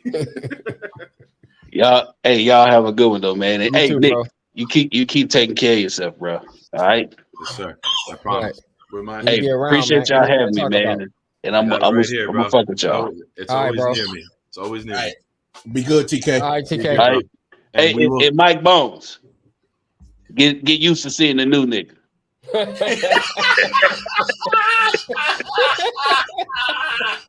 We're watching like the Slim Fast video. We went to the before. Mike's the after. We went back to the before. TK, wow. Guys, hopefully we get to talk very soon about the Jets getting a quarterback, bro. Right. Bro. Nick and his little people. Oh, I have to mention this. Go ahead. You guys know my obsession with midgets. Yes. Hasbullah is in the United States right now. Mm. He's out in Vegas and he has a gun that's the size of him at the shooting range. Right. And he's got the gun that's as big as him. It's funny as hell. Wow. All right, let me you guys got anything you want to talk about, or should I have my buddy come in now and we'll start the draft stuff and You we can can hop in now. do. Be ready. Yeah, All right. hop it now. Mm. Yeah, hop it. That was good, man. That was a nice little spur of the moment Oh, yeah. thing. 'Cause Lamar or I Mel, gotta eat one of something. you. Lamar, do the intro. I wasn't up to on the intro. I never did it. I don't know if you want to go through where I think everyone It's knows too where late it's now. I see hitchhikers is here. Right, y'all in an hour and something in the damn show. It's too late. Look at the bottom of the screen, y'all. There I you didn't know go. where to find that. Thank you. Yeah, like, so I mean, no, it's all good though. No, that was All good. You did a good that job, was a though. good About it. that was a good good little thing having TK come in, man. Oh, yeah. Man, that's Oh, yeah. big that he's interviews with stars from the show. So Yeah. man, go watch them Thrones. DEM. Watch DEM Thrones. Our man TK. But man, I know y'all kind of talked about it, but man, how mad are you going to be if you guys don't get Aaron Rodgers, big homie? How mad are y'all going to be? I'm not. Here's why. And I was on, my buddy Jeremy, Jets Chaos. He had a show last night, Jets show. I was on. And I was kind of reeling Jets fans back in. Like, I took the opposite approach. Everybody was all gung-ho. I'm like, listen, I'm going to be the voice of reason. We don't have to jump off the bridge if we don't get them. I know everyone became enamored and fascinated about it, but let's put things in perspective. We're building our team like the 49ers are. Defense, offensive line, run game with Hall and Knight and Carter next year. You got a good weapon in Garrett Wilson. All the Jets fans said if we had Hall and Vera Tucker, we would have made the playoffs with Zach Wilson at quarterback, as poor as he was. No doubt. No So doubt. we don't I agree need with to that. go elite quarterback. Like, You don't. I said last night, if we get someone like Aaron Rodgers, we might be winning games 34-16. Without Aaron Rodgers, we're winning those games 23-16. Like we are good enough as a roster where mediocre Derek Carr would have been enough to make this team a contender. But I believe Woody Johnson wants the tickets sold, wants the memorabilia and merchandise sold. So I think that he put the kibosh on it. And this has Woody written all over it. And I said, if we miss out on Rodgers and we told Carr, go ahead and sign elsewhere, that, and this is tongue in cheek for those watching, this is not going to get political, that Donald Trump not getting reelected could be the worst thing to ever happen to the Jets, because Woody Johnson was the UK ambassador and he was overseas and had nothing to do with the fucking team for 4 years. So it could be domino effect now. But things look good. He hasn't said retirement. Last year on March 8th, he signed his 4-year extension with the Packers. So he has lingered into early March, right before free agency. The report today from Tom Pelissero is this: compensation has been agreed upon. Now it's a matter of working out the contract issue. I hear you. So I think the Jets need another wide receiver. Yeah, I think the compensation rumors are giving up a number 2 this year. Okay. And then either a 3 or a 4 next year. That's nothing. And if he plays, say it's a 3. If he plays next year, it moves up to a 2. If we make the AFC Championship or above, it moves up another round. It could be a 1 next year. So Okay, based on what we do, let me ask you this though. it'll Nate. be tiered. All right, as your team stands now, what you have, and and adding Rodgers, what else do you need on that team? You need a center. Okay. You need another wide receiver. We made a really good under the table move today. We got a guy, Clark, who was a safety. It started for the Ravens. But with them having Hamilton and Williams, he started every game last year for Baltimore. Right. We gave up a 7th round pick next year for him. Right. So he can come in and be someone. There was a little underwhelming this year with the safety. LaMarcus Joyner got beat a little bit. Whitehead has a contract that might get negotiated or even cut. So safety, a speedy linebacker, a run-stuffing D tackle, a center, basically right up the gut is what we need. We got Sauce, we got Reed, we got Wilson, we got more. If we get Rodgers and we keep this year's number 1 pick, then I think you gotta look wide receiver. If you add another dynamic guy with Garrett Wilson and you give Rodgers the ability to just sling it all around, complemented with our run game, then that's what I did. So I guess my point to it is like what you gotta give up for Rodgers, you can still get what you need in the 3rd round, or if you give up a 2nd round, you still would, you know what I'm saying? If you give up a 3rd round, you still would get in the 2nd round, vice versa. You don't have to have a 1st round because of based on what you need. If we do get him, say we give up 2. Person, you still got a 1st round pick. You still got a 3rd round pick. You can get what you need in those rounds and later. I would love to trade back from 13 and recoup the 2nd round pick that we give up. You can do that too. I did a mock draft last night where I gave away number 2, right, and to do the Rodgers scenario. And at number 13, a team offered me to drop like 8 to 10 spots and threw in their number 2, and I took it in a heartbeat. Because now with the first 3 picks, we can go receiver, lineman, and then either linebacker or safety.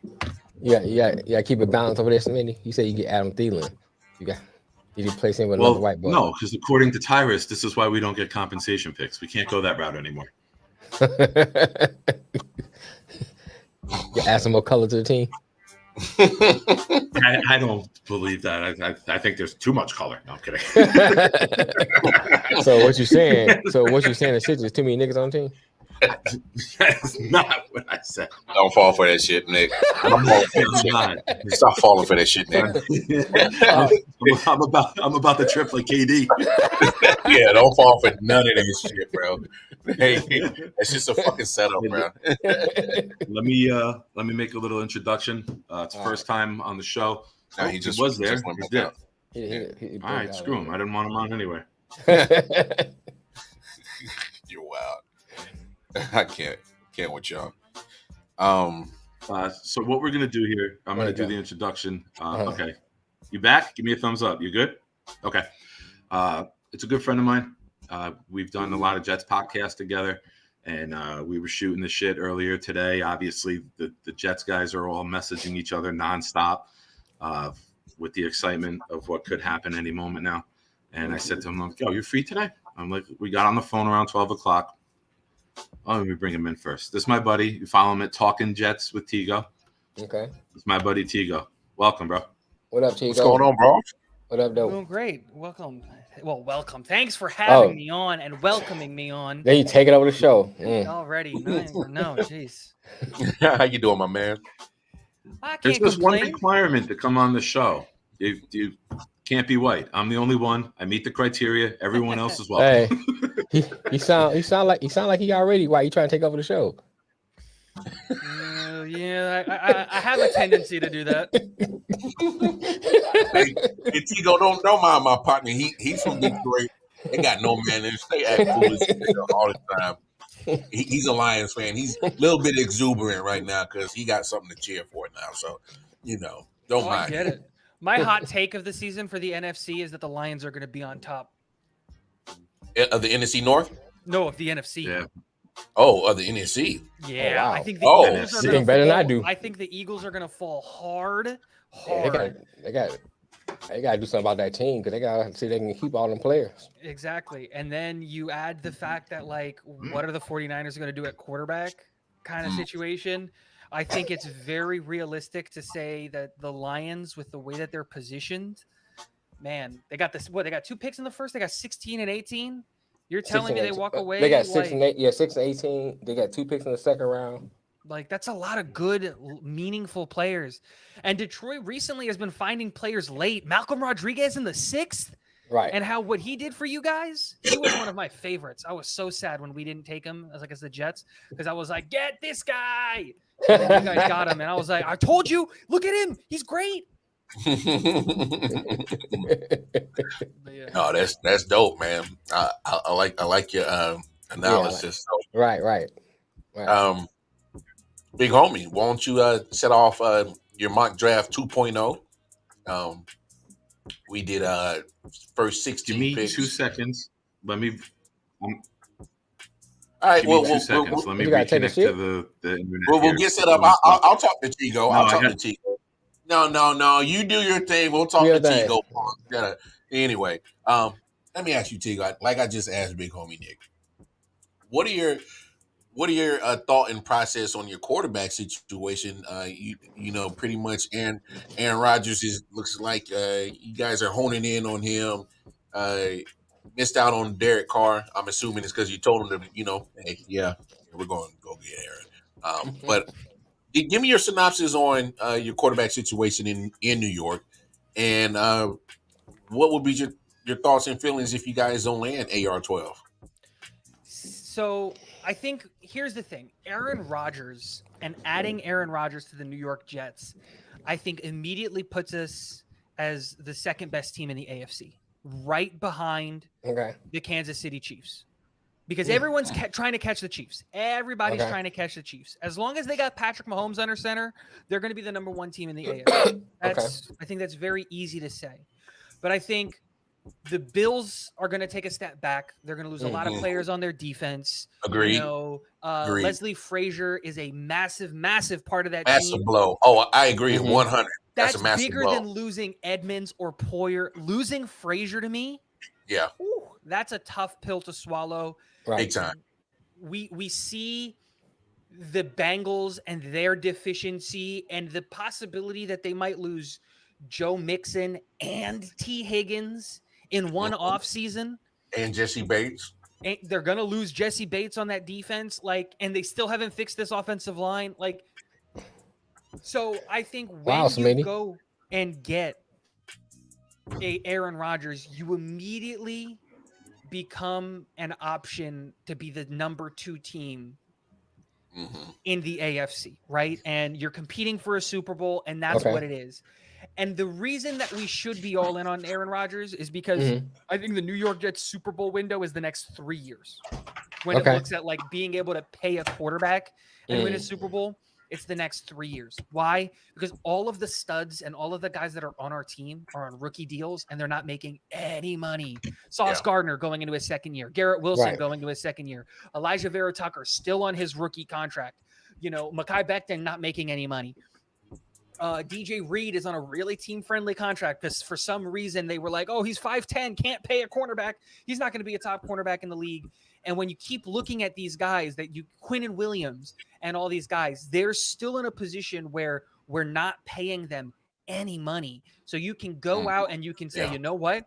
I can commit $30 million to the quarterback position because I'm not paying anybody else any money. And so the next 2 or 3 years, assuming we get Aaron Rodgers, should be Super Bowl contending years. And you got to go all in. Super Bowl or bust. Yeah, it's Super Bowl or bust for the next 2 years. And it's funny you say that because if you do land Aaron Rodgers, you got to go get the chip.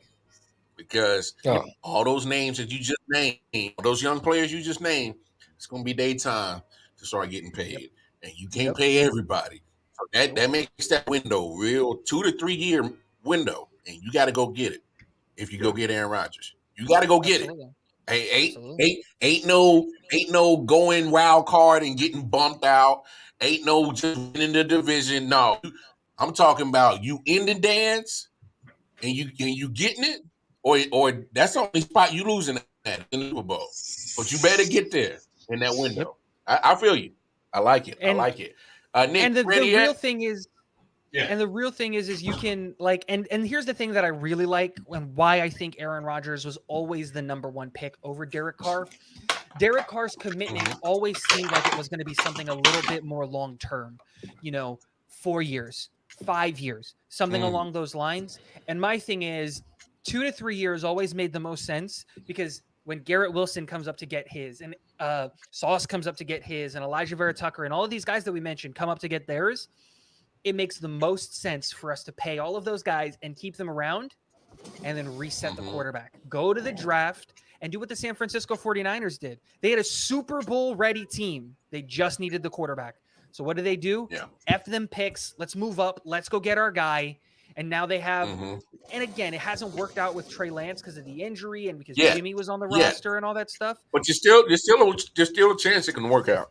Absolutely. And if the New York Jets, let's say, pivot and 3 years from now, guess who's coming out for the draft and coming out in college?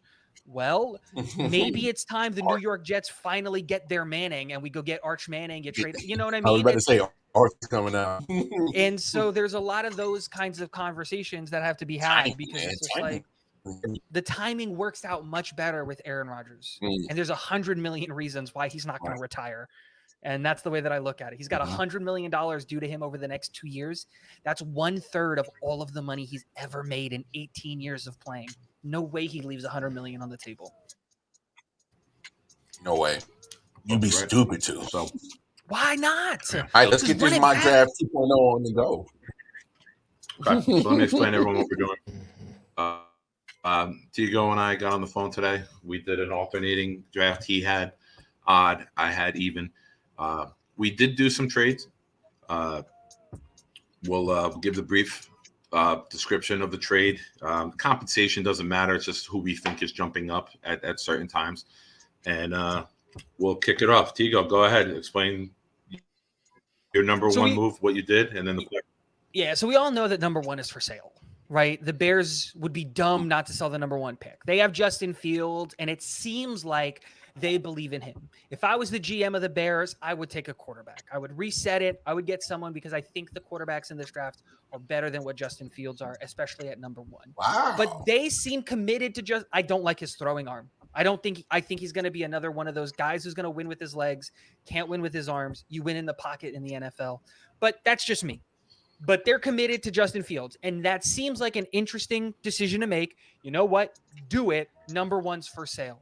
And there are two teams that keep getting talked about coming up to number one, the Colts and the Texans. If I'm the Texans, I'm moving up to number one. I'm not going to let a division rival get ahead of me and possibly taking my quarterback. So I had the Houston Texans go from 2 coming up to 1, knowing that they still have 12. So they can give up a second-round pick. They can give up additional assets, knowing that they have another first-round pick this year. They go from 2 to 1, and they take the most pro-ready quarterback in the draft, C.J. Stroud at Ohio State. And I think that just makes the most I like C.J. Stroud. Okay. Yeah. I said that last week. I like C.J. Stroud over Bryce Young. He's QB1 in my He has a bigger body. And what he did against Georgia. As I said earlier to Tigo when we did on the phone, I can't give the keys and the reins to my franchise and the pilot 5'10" quarterback. I can't do it in this day and era in the NFL. I can't. I hear you, but I'm just saying what C.J. Stroud did against Georgia was phenomenal, and I can't overlook that. And like, yeah.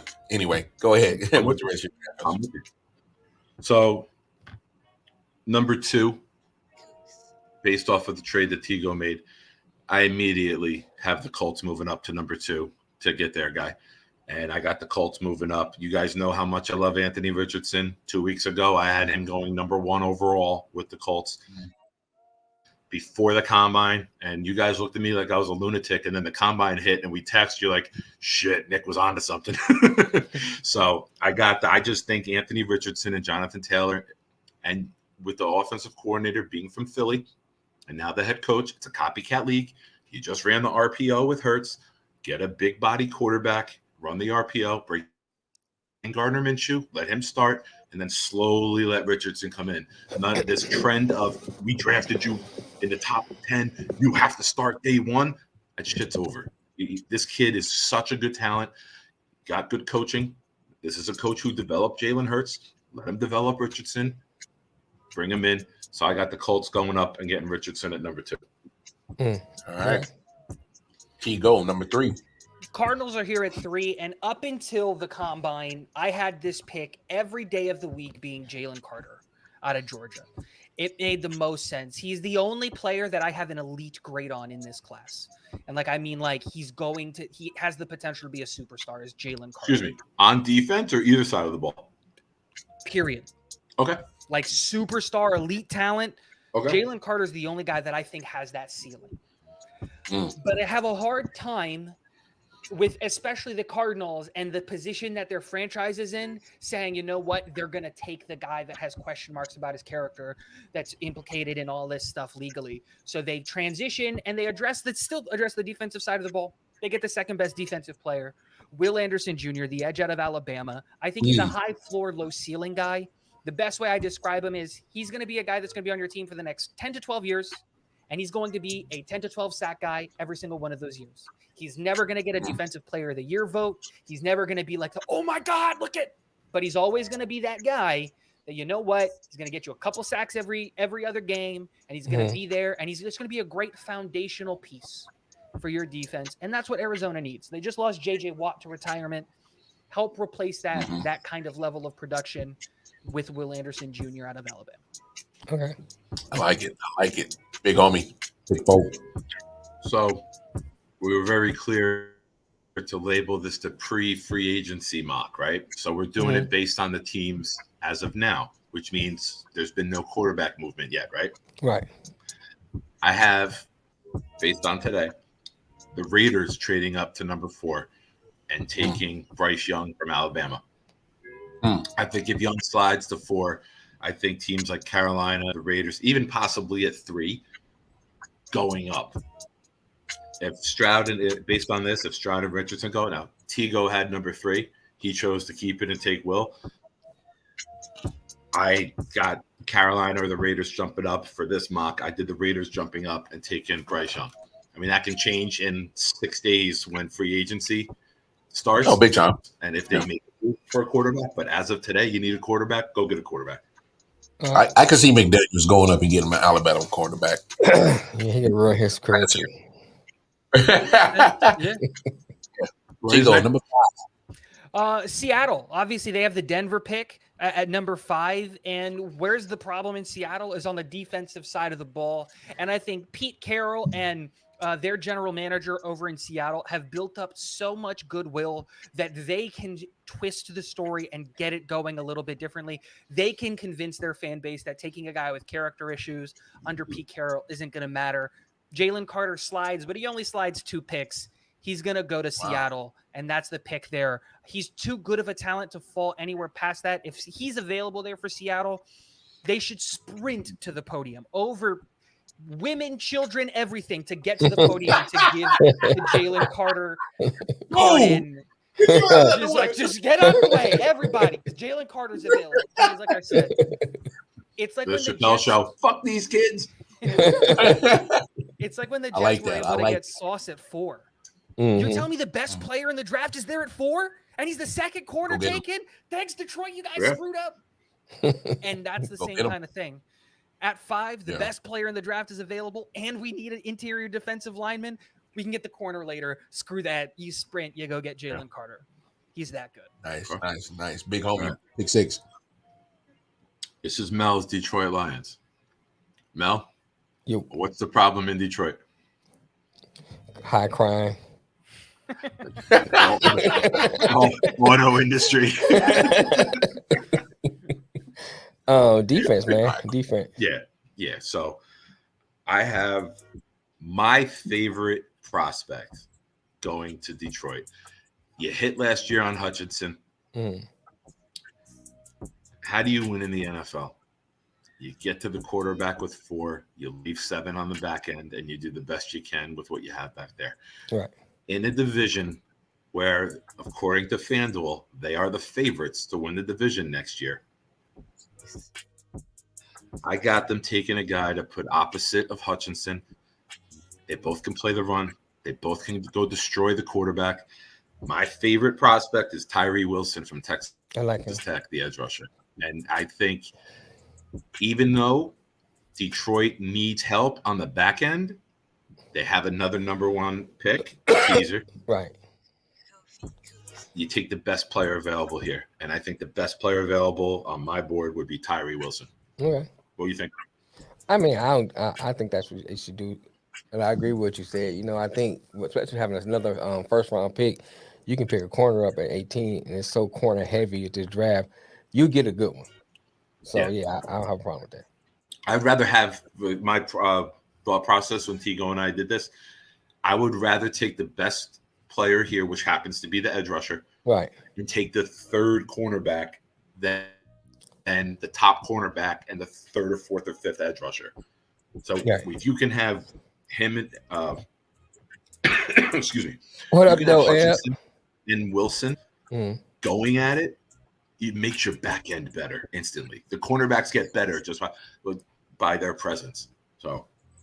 Yeah, I know that a lot of people's mocking what's old boy out of Pitt? Elijah Cansey.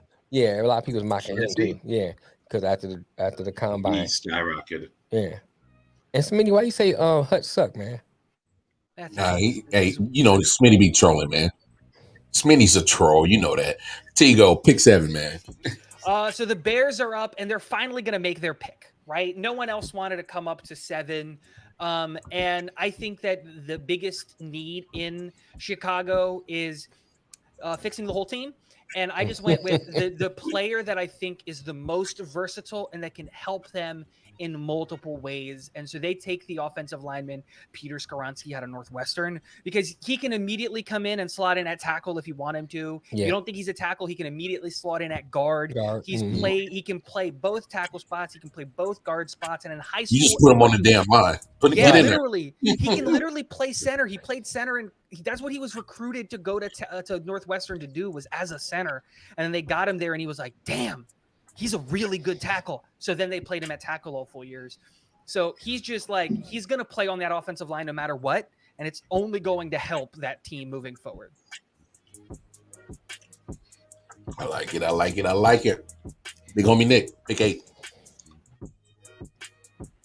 Georgetown Fire, Patrick Ewing. Number 8, the Falcons. The previous mock, I had them going and getting Lamar in this pick going to the Ravens, but that got squashed for now, right? According to all the reports.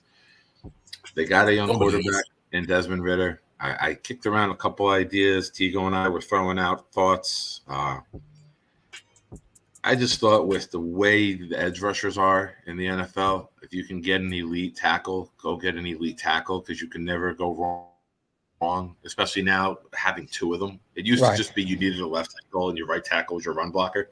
Wherever you play this guy, he's going to be very good, in my opinion. I got them taking the tackle from Ohio State, Paris Johnson Jr. Not the greatest need, but just a player that they might be able to not pass up. And he looked pretty good in the combine. I watched him in the combine. He looked pretty good. Very athletic. Very athletic. I don't like to give props to Ohio State players, but he's very athletic. I know. Tigo, pick 9. That's big for you, Mel. That's growth or you're drugged. Either one. A little bit of both. Not sure. So the Carolina Panthers and new head coach Frank Reich, they are sitting there this whole draft, and they're sweating bullets, because they're like, we're not going to trade up. We're not going to trade up. We're not going to trade up. We're not going to trade up. And they're tempted, Pick 6, it's an edge. The Bears are there, and they don't trade out again, and it's a tackle. And Atlanta's there, and it's like, oh my gosh, maybe we need to come up. And they sit and they wait, and it pays off magnificently for them. They get quarterback 2 on my board at 9, Will Levis out of Kentucky. And he is a Frank Reich wet dream when it comes to a quarterback prospect. Cannon of an arm, every physical tool on the planet, can create and extend plays with his legs, and he's not trying to beat you with his legs. It's that Patrick Mahomes quality of he's using his legs to survive the play so that he can use that howitzer that's attached to his shoulder. He's trying to prolong it through the air. And yes, he's an unpolished prospect, But Frank Reich, the quarterback whisperer, what did he do with a different unpolished prospect? With an ego named Carson Wentz? Took that team to the Super Bowl, and then when he got hurt, had Nick Foles running the Philly special to win the damn thing. So Will Levis of the Panthers here absolutely makes too much sense, especially with Frank Reich as their head coach. I like it. Big homie Nick, pick 10. This is the first of 2 picks for the Eagles in the first round from the Olave trade last year. And I know Philly is going to lose a lot of talent. And you're going to give Hurts a big contract probably this offseason. You have a very good offensive line. I think Kelsey, even though he's a free agent, I think he'll come back on a team-friendly deal to run it one more time. And my thought process with this was you got A.J. Brown. You got Devontae Smith. Go build, and Tigo mentioned it when I told him who the pick was. He's like, you're building what the Bengals have. Just 3 wide receivers that go ahead.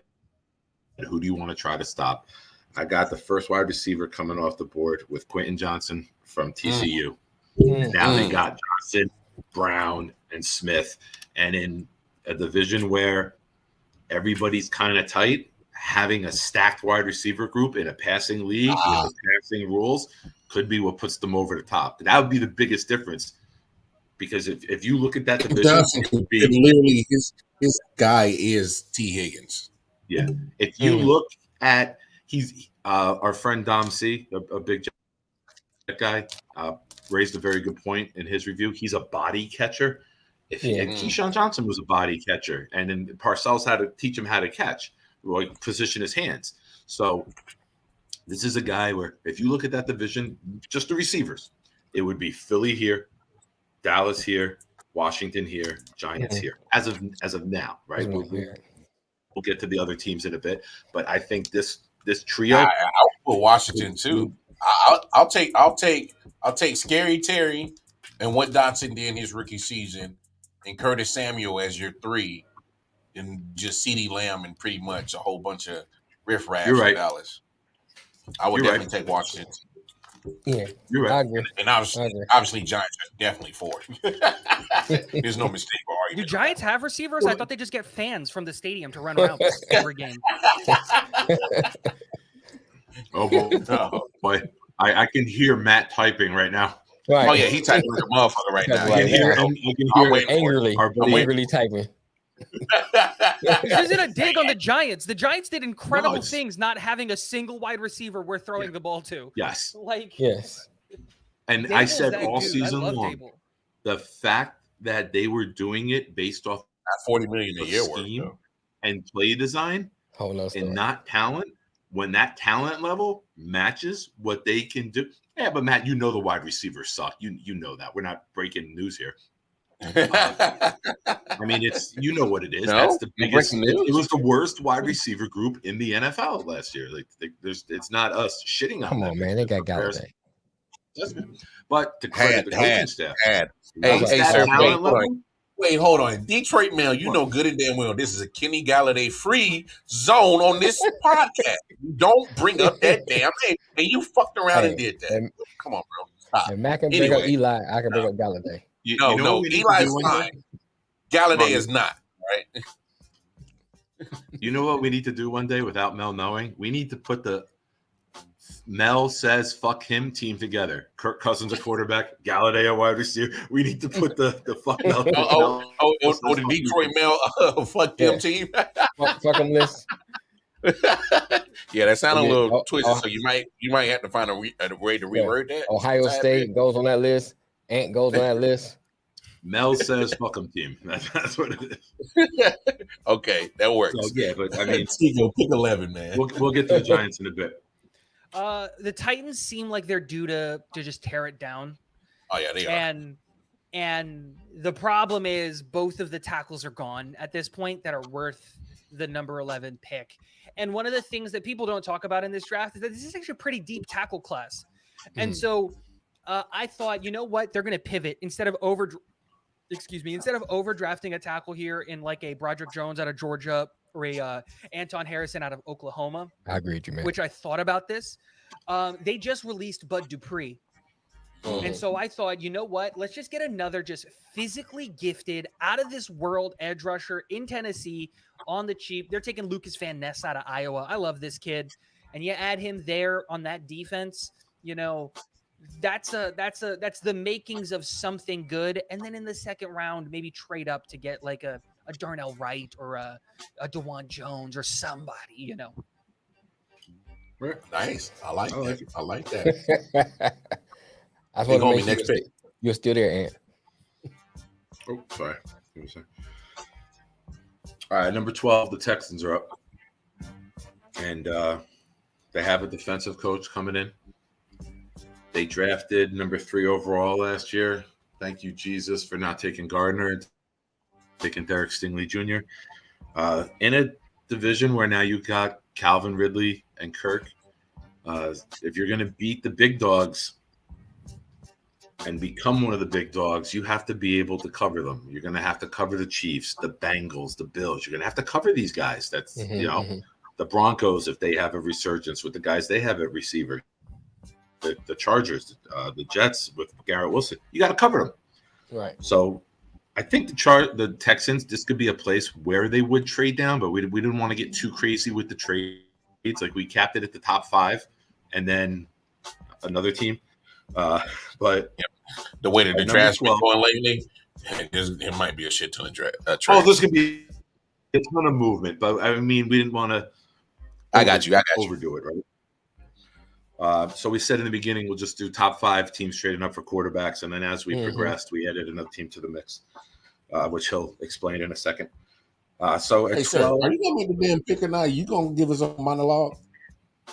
We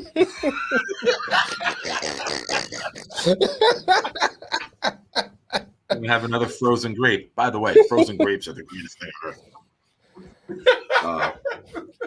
I got them taking Christian Gonzalez from Oregon, the team with Stingley, to create what the Jets had, right? With Gardner and Reed, the top cornerback tandem. So I think they get really, really lucky that Gonzalez falls. Hey man, you see how he snuck the Jets in there again? You said that. You know how they do. Well, with good reason though, right? Because the Texans are just the Jets Central. Hey, they hired Robert Saleh Light. Like, dude, you got a minority bald head coach. They hired Robert Saleh Dark because he's a little bit darker. Saleh is Robert Saleh Light. Ryan is Robert Saleh Dark. Oh wow. Like, I'm just, we could be talking about peanut butter and jelly. Nick don't mention the Jets. It don't matter. So you go pick 13, man. I heard that someone of the Jets like peanut butter and jelly. Right. Well, 13 is the Jets wish pick. the Jets were as good as peanut butter and jelly. Well, 13 is the Jets pick, and I think if Aaron Rodgers becomes a Jet, which I think at this point I'm willing to say it's a 99% thing, the likelihood of them picking at 13 is close to none. So I had them trading out. And the team that immediately jumped to mind, and I'm going to give Nick a little bit of credit here, because this was partly his seed that he planted, and the more I thought about it, the more it made sense, is there's only been one wide receiver taken off of the board, and we know now that if you want to win, this is an offensive league. And weapons for quarterbacks are the most important thing. And what team has a bunch of weapons but could add another one and is in their Super Bowl window because they're not paying their quarterback? The Los Angeles Chargers. So I have the Chargers coming up from 21 all the way to 13 to get in front of the Patriots to take the best wide receiver in the class, in my opinion, in Jackson Smith-Njigba. Oh. And they take him because you have Mike Williams and Keenan Allen. And they are both big, tall, fast, contested catch guys. What is Jackson Smith-Njigba? A route savant. So you put him in the slot with those two guys outside. He'll tear it up. That Justin Herbert. And then you got Austin Eckler in that backfield. Ooh, it's going to be hard to keep up with that. It's going to be hard to keep up with the Chargers if they make a move like this. Right. Wow.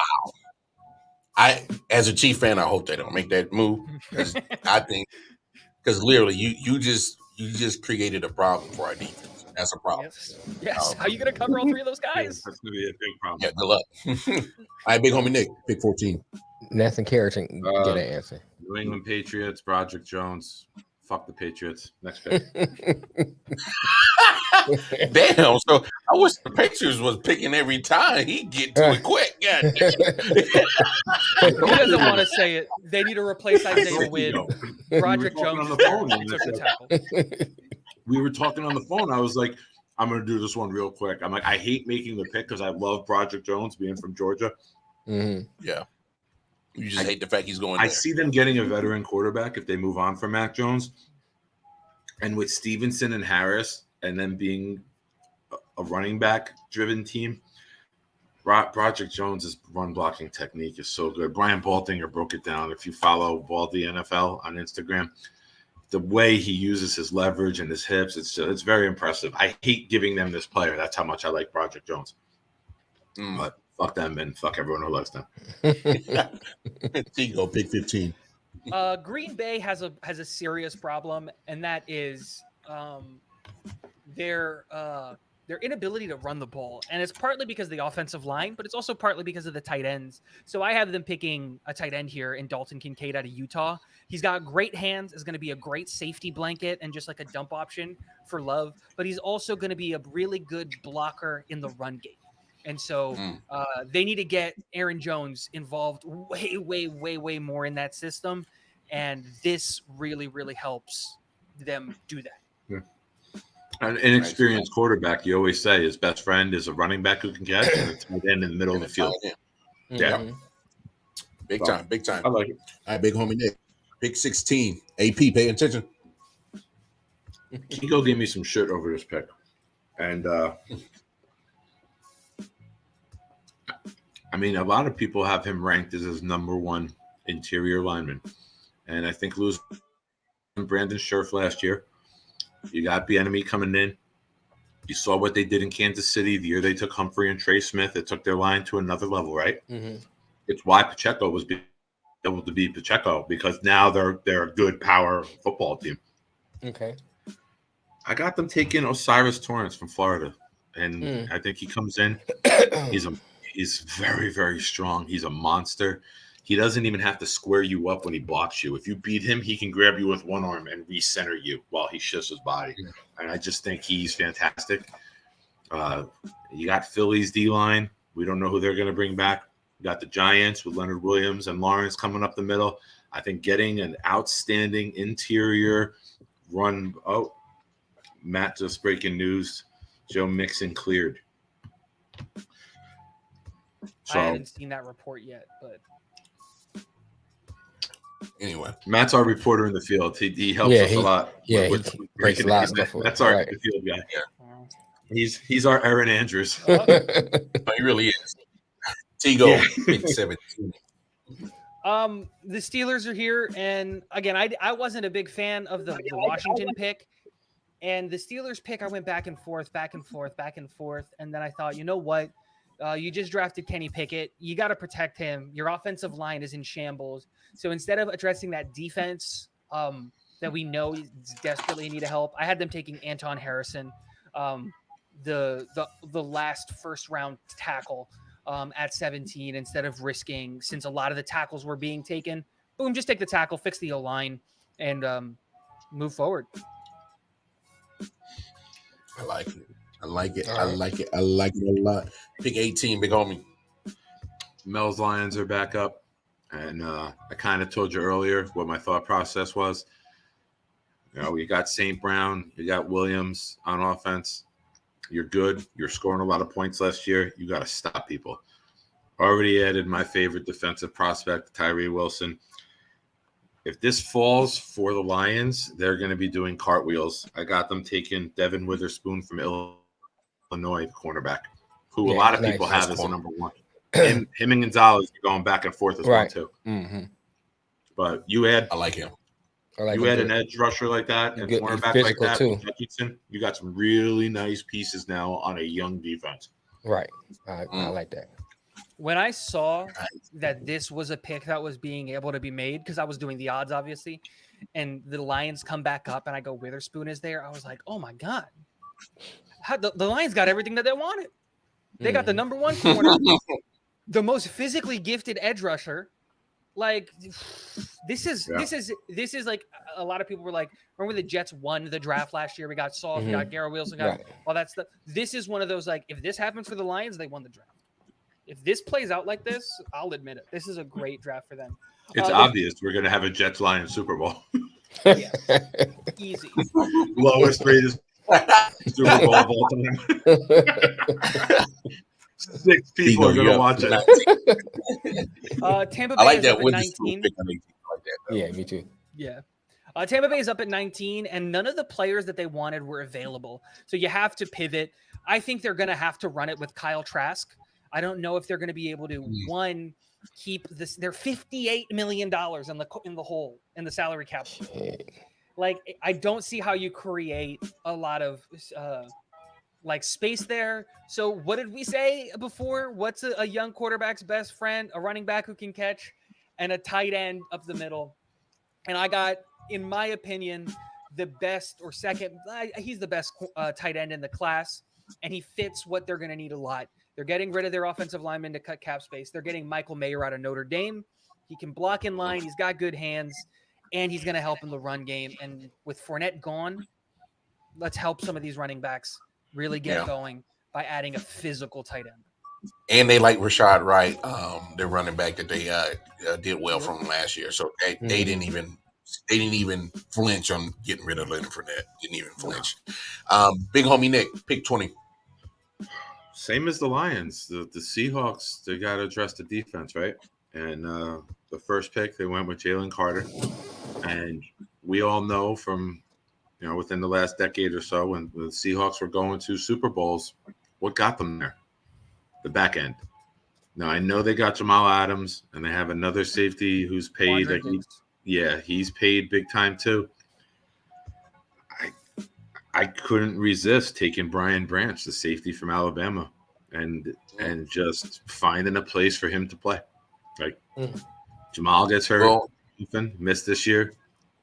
Okay, so I just think having I actually see you thinking behind this. Here's why I can see you're thinking behind this. You go ahead. Jamal Adams is coming back, hopefully healthy. You go ahead and put that rookie back there to actually play safety, because we all know Jamal Adams is burnt toast in coverage. Let him run. Yeah. I think that's why you did that. I just think that when Seattle was at their best, it was their secondary that was just the best. The four of them together were just elite. And but I'm just saying, imagine Jamal Adams finally taps into his full potential and turns into damn Troy Polamalu, and just let him make plays. But don't put him in coverage, because we know that's his liability. Make plays. I thought the opposite of what you're saying. Really? I don't know how you can have $36 million on the safeties. Each one of their safeties is making $18 million. Quandre Diggs is an $18 million cap hit, and Jamal Adams is an $18 million cap hit. And you can get out from under Jamal Adams. The way that I look at it is that you could cut Jamal Adams and slot in Brian Branch, who, in my opinion, is going to be a better overall safety, because Jamal Adams is just a small linebacker. It's the best way to look at him. Let Jamal go to Dallas and ruin Dallas and be hurt there. Focus on your team and get Brian Branch, who's the best safety in this class, and you partner him with Quandre Diggs, who's the best safety there anyway. That's a scary secondary.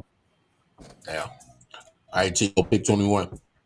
I do think he's better than Dalton Kincaid, just because I think Dalton Kincaid is more of a pass-catching tight end, where I think Michael Mayer is more of an overall tight end. I think the best way to look at it is like what Mike Gesicki does is what Kincaid does, and then Michael Mayer is your George Kittle in this kind of analogy, where he can block, he can catch, he can run, he can be part of the run game. He does it all, and that's the way that I look at it. So I value, even though Kincaid is a much higher level pass catcher than Mayer, I value the overall product over the one thing that he's probably going to do mainly. Makes sense. So the Jets are at 21. And I'm going to tell you honestly, I wanted to trade out of this pick as well. I wanted to get out of the first round, accumulate as many picks as possible. I was going to be like, Bears come up to get somebody. But I said, no, let's not get crazy. The Jets need to address the interior of the defensive line. They're going to lose everybody. The only person under contract is Quinnen Williams. Let's get Quinnen Williams his Robin to his Batman. And we're taking the Pitt kid, Kalijah Cansey, the interior defensive lineman. Nice. Aaron Donald Jr. Yep. Mm-hmm. Potential. Has it. He has it. He does. All right, big homie Nick, pick 22. Well, as of now, we still have Lamar in Baltimore after the tag. We all know the issue and what it's been in Baltimore. Mm-hmm. I got them taking Zay Flowers, receiver from Boston College. A speedster guy. I'm so hoping Zay slides to 32. Come on, Zay. Come on to Kansas City, baby. No. The fact that he was here at 22 was surprising. Why would you want to see him go to the Bears? No. Wow. The Dolphins forfeited their pick. You have 31. They got And they lost their first round pick from Brian Flores. You picked 31, not 32. There's only 31 first rounders this year. Whatever. Yeah, I didn't remember that. I didn't remember that shit, man. And that's the Steelers pick. Stay off the weed. And I'm definitely too high to remember that shit. I don't even remember where I put my weed.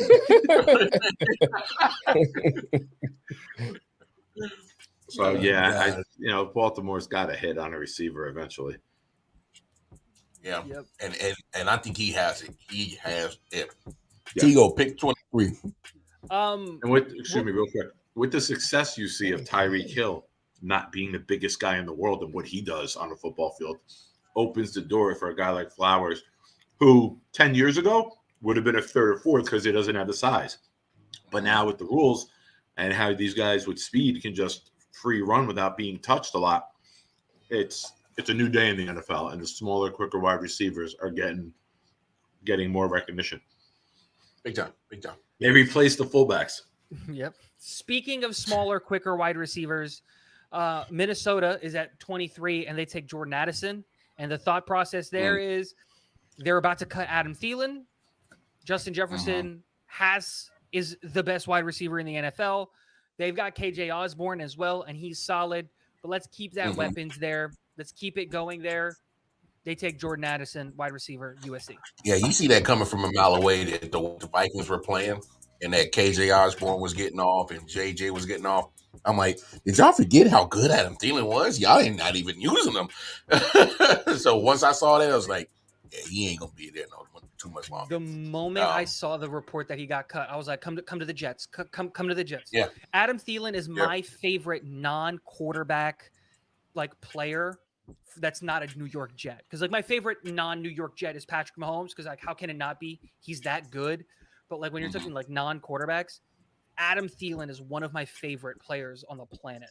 I just love his game and what he does.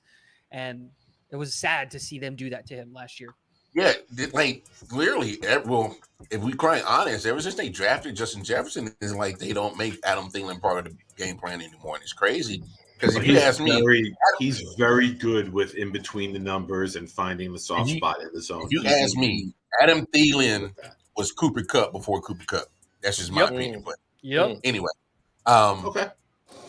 Big homie Nick, pick 24. That's where we at. Pick 24. Yep. Jaguars. Yeah, go ahead. They got Calvin Ridley coming back. They got ETN. They got Kirk. They got Zay Jones. They tagged Evan Ingram. The offense is they just need Lawrence to just get more experience under his belt. Defense, like I said earlier about the Texans, if eventually you're going to become good, you got to be able to cover everybody. So I got them taking a guy who I don't think will last this long. That's what she said. I got them taking cornerback from Penn State, Joey Porter Jr. That's interesting. Okay. They got some nice guys up on the front. They took Trayvon Walker last year. They still have Josh Allen on the other side. They got some good speed. Go get a number one corner that you can put on Chase, that you can put on Diggs, that you can put on Garrett Wilson. Okay. I like the direction you're going with that. They need it. Yeah, they got to do something on. You have to stop somebody. It would have been nice to have somebody to cover during the 98-yard drive, right? It would have been nice to have someone to cover somebody. Tigo, pick 25, sir. Speaking of the Giants and a wide receiver, like we all know what they're going to do at 25. The Giants, to me, are a prime candidate to trade up. Like if the Chargers move up and the Jets move back, the Jets might move back again with the Giants so that the Giants can get in front of the Ravens to get their wide receiver. I didn't want to do that in this draft, so they stick and pick at 25. They take Josh Downs, the wide receiver out of North Carolina. In my opinion, this is a little bit of an overdraft. He's more of a second round, top of the second round kind of guy. But when you're so desperately in need of just bodies in the wide receiver room, you can get away with overdrafting a guy. So they take the wide receiver Josh Downs out of North Carolina. All right. Okay. Nick? Next, Dallas at 26, and I don't know why I had to take even. I didn't even realize that the Patriots and the Cowboys are both the even picks. But kind of say to the opposite of what I was saying earlier about Washington taking the guard. You got Barkley on the Giants. You got the power game that Washington could be running, you know. Right. I got them going D-line. I don't think you can have enough D-linemen, and I think they gladly take Brian Brisset, interior D-lineman, built like a J.J. Watt. This guy is. Oh, yeah. He can move out to play. He's that hybrid D-lineman that you can move him around for mismatches. I would hate to see this guy go to Dallas. I really like him. I know some people are down on him. I really, really like him. Yeah. So I got him going to Dallas at 26. I like that. Tigo 27, Buffalo. What do you got? This is the easiest pick in the draft. Bijan Robinson, the running back out of Texas. Yeah. They desperately need a running back. Yes. Oh my God. It's just like, do I even need to explain this pick? They took the best running back in the draft. In the first round. Done. Easy breezy. Yeah. That's what they need. All right, big homie Nick. Coincidentally, I think this is the biggest no-brainer pick. Cincinnati Bengals taking offensive tackle DeJuan Jones from Ohio State. Oh yeah. There's rumors that they might get out of the Collins deal after 1 year. And when you got a guy like Joe Burrow, who is a fucking superstar, I just think that you got to do everything you can to protect them. So, yeah, that's my no-brainer of the first round. All right, Tigo. So the Saints are up. This is the pick that they got for the Peyton deal, right? Yeah. And wait, Peyton? Yeah, Sean Payton. Oh, Sean Payton. Okay. I'm just Christ. Yeah, the other Payton not playing anymore. Not. No. This is from San Francisco. Oh, is it? But it's from San Francisco through Denver. Remember, because the Denver pick, the San Francisco pick went to the Eagles, which I think then went to somewhere that went to Miami, which then went to Denver, and then Denver sent it. Yes. It went all the way around. Okay. It wasn't originally there. Yeah, so that's this what was the Trey Lance pick that then became the what's the edge rusher that they grabbed? Who that? From Denver? Miami. Yeah. Chubb? Bradley became the Bradley this is the Chubb Bradley deal, okay. And then became the Sean Payton deal. Okay. And the way that I looked at it was, if Alvin Kamara beats the Chargers and doesn't go to jail, they've got their running backs there. They're working on a deal to keep Michael Thomas in house. There's no wide receivers that are worth anything right now. There's no offensive linemen that are probably worth anything right now. Let's address the defensive side of the ball, which is getting old. Get someone to play with Marshawn Lattimore, Deontay Banks, cornerback out of Maryland. I think it just. I like him. He's nice. Nice. He's real nice. I like him. Go ahead, big homie. All right. So number 30, the Eagles are up again. I gave them a wide receiver the first time around. This guy has been mocked in the top 10, and I was kind of surprised that he fell this far. And Philly has been built on the D line, and they're going to lose some people. So I got them taking Miles Murphy, the edge from Clemson, who shouldn't be here on draft night. But in this situation, he is. So that's how the draft works. Sometimes you know it's all about need. Yeah. And sometimes people drop teams draft on need. need, teams trade up. Yeah, right. It's a crapshoot, right? That's why nobody Right. can ever project the entire first round. You never know. All right, Tigo, last pick. Yep, and it comes back to this is a player that maybe isn't the biggest need, but he has no business being here. And Kansas City knows what they have on offense. They're solid on offense, and they don't really need anything on offense right now that's worth 31. Right. But Nolan Smith is too good of a prospect to pass up here. And I know that they drafted Karlaftis, but didn't I believe they're moving on from Clark. They still got to address that D line. I have Nolan Smith, the edge out of Georgia. Okay. Going to Kansas City because he did pretty well in the combine too. Yeah, he tests incredibly well, and he follows. Didn't even run hard. No. Right. Quote from him: "I didn't even run full speed, and he ran faster than Diggs and Justin Jefferson." He ran a wide receiver speed at an edge. Again, I look at it and I go, you partner him and George Karlaftis, who I think is going to take a big step in year 2. Yeah, together, I like Snuffleupagus. And boom, you've got yourself the makings of a pretty lethal pass rush. I agree. The first round. That's the first round, y'all. All right, guys, wrap this up. I want to add one thing. Let me add one thing. Go ahead. Shock.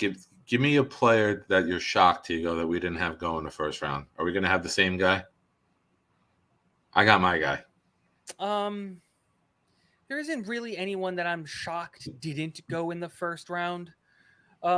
Outside of, I only have like 10 to 15 first round grades on guys when it comes here. If I would say a shock, I'm surprised maybe that John Michael Schmitz didn't go in the first round. Center is really undervalued now in the NFL, and that's why I think he didn't go in the first round. But if you're telling me, like, I could see Minnesota taking him just to have the 5th-year option. So John Michael Schmitz, the center out of Minnesota. Okay. I'm going to go with Darnell Washington, the tight end from Georgia. I'm very surprised with what he did and how he can grab was nice. Be an elite weapon in the middle of the field and in the red zone. I can't see him getting past the Saints. I know you took a cornerback there, but with questions about how long Michael Thomas, who's going to make like $74 billion on next year's cap, he can't be there. You got Olave, who's young. You go get an elite tight end, athletic specimen like him, who being a Georgia guy, I love watching. You watch that kid play, one play a game, it's like a jaw-dropping thing that he does. Whether if he chips the end and gets out into the flat and then turns up the sideline beating safeties, I don't think that kid lasts to round 2. And someone will come up and get him. You know, the Bears could do what the Patriots did when they had Gronk and Aaron Hernandez. Right. Go get Cole Kmet and him and control the middle of the field to help out Fields. He said he's a bum. I see the Bears in our scenario, Mel. The Bears trade down twice. They're going to get 2 number 2s between the trade scenarios that we have. Right. They'll have 3 picks in the top 5 in round 2. Jeez. So they could do what the Jets did, where they trade those 2s and jump back up where we got Jermaine Johnson last year.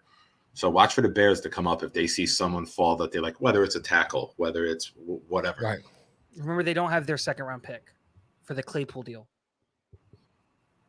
Okay. Yeah. So in our Senate, then now they have 2. They have the Texans and the Colts based off of our trades, which still makes them players, right? They're probably going to get 4s and 5s with the 2, but they can jump into round 1. They got a lot of holes too in the field, so. But it was awesome. I think that for the most part, the mock draft I did, I didn't disagree with it. You know, I think most of them was pretty spot on based on needs and stuff like that. And that's why I think even with Washington, man, you know, it's not a surprise to me, but I understand what you're saying. But I don't think it's a surprise because if you look at how you draft it out, it's just the way it falls. You know, my man, I can't like his name out of Mayer. Like Mayer, do you take Mayer or do you put Washington in that pick? You know what I'm saying? It's kind of a toss up. You know, so I don't think that it's a surprise to me how it falls. He's a good He's a good early 2nd round pick for somebody too, though. Yeah, I can't see him. Especially I don't think going 3rd or 4th.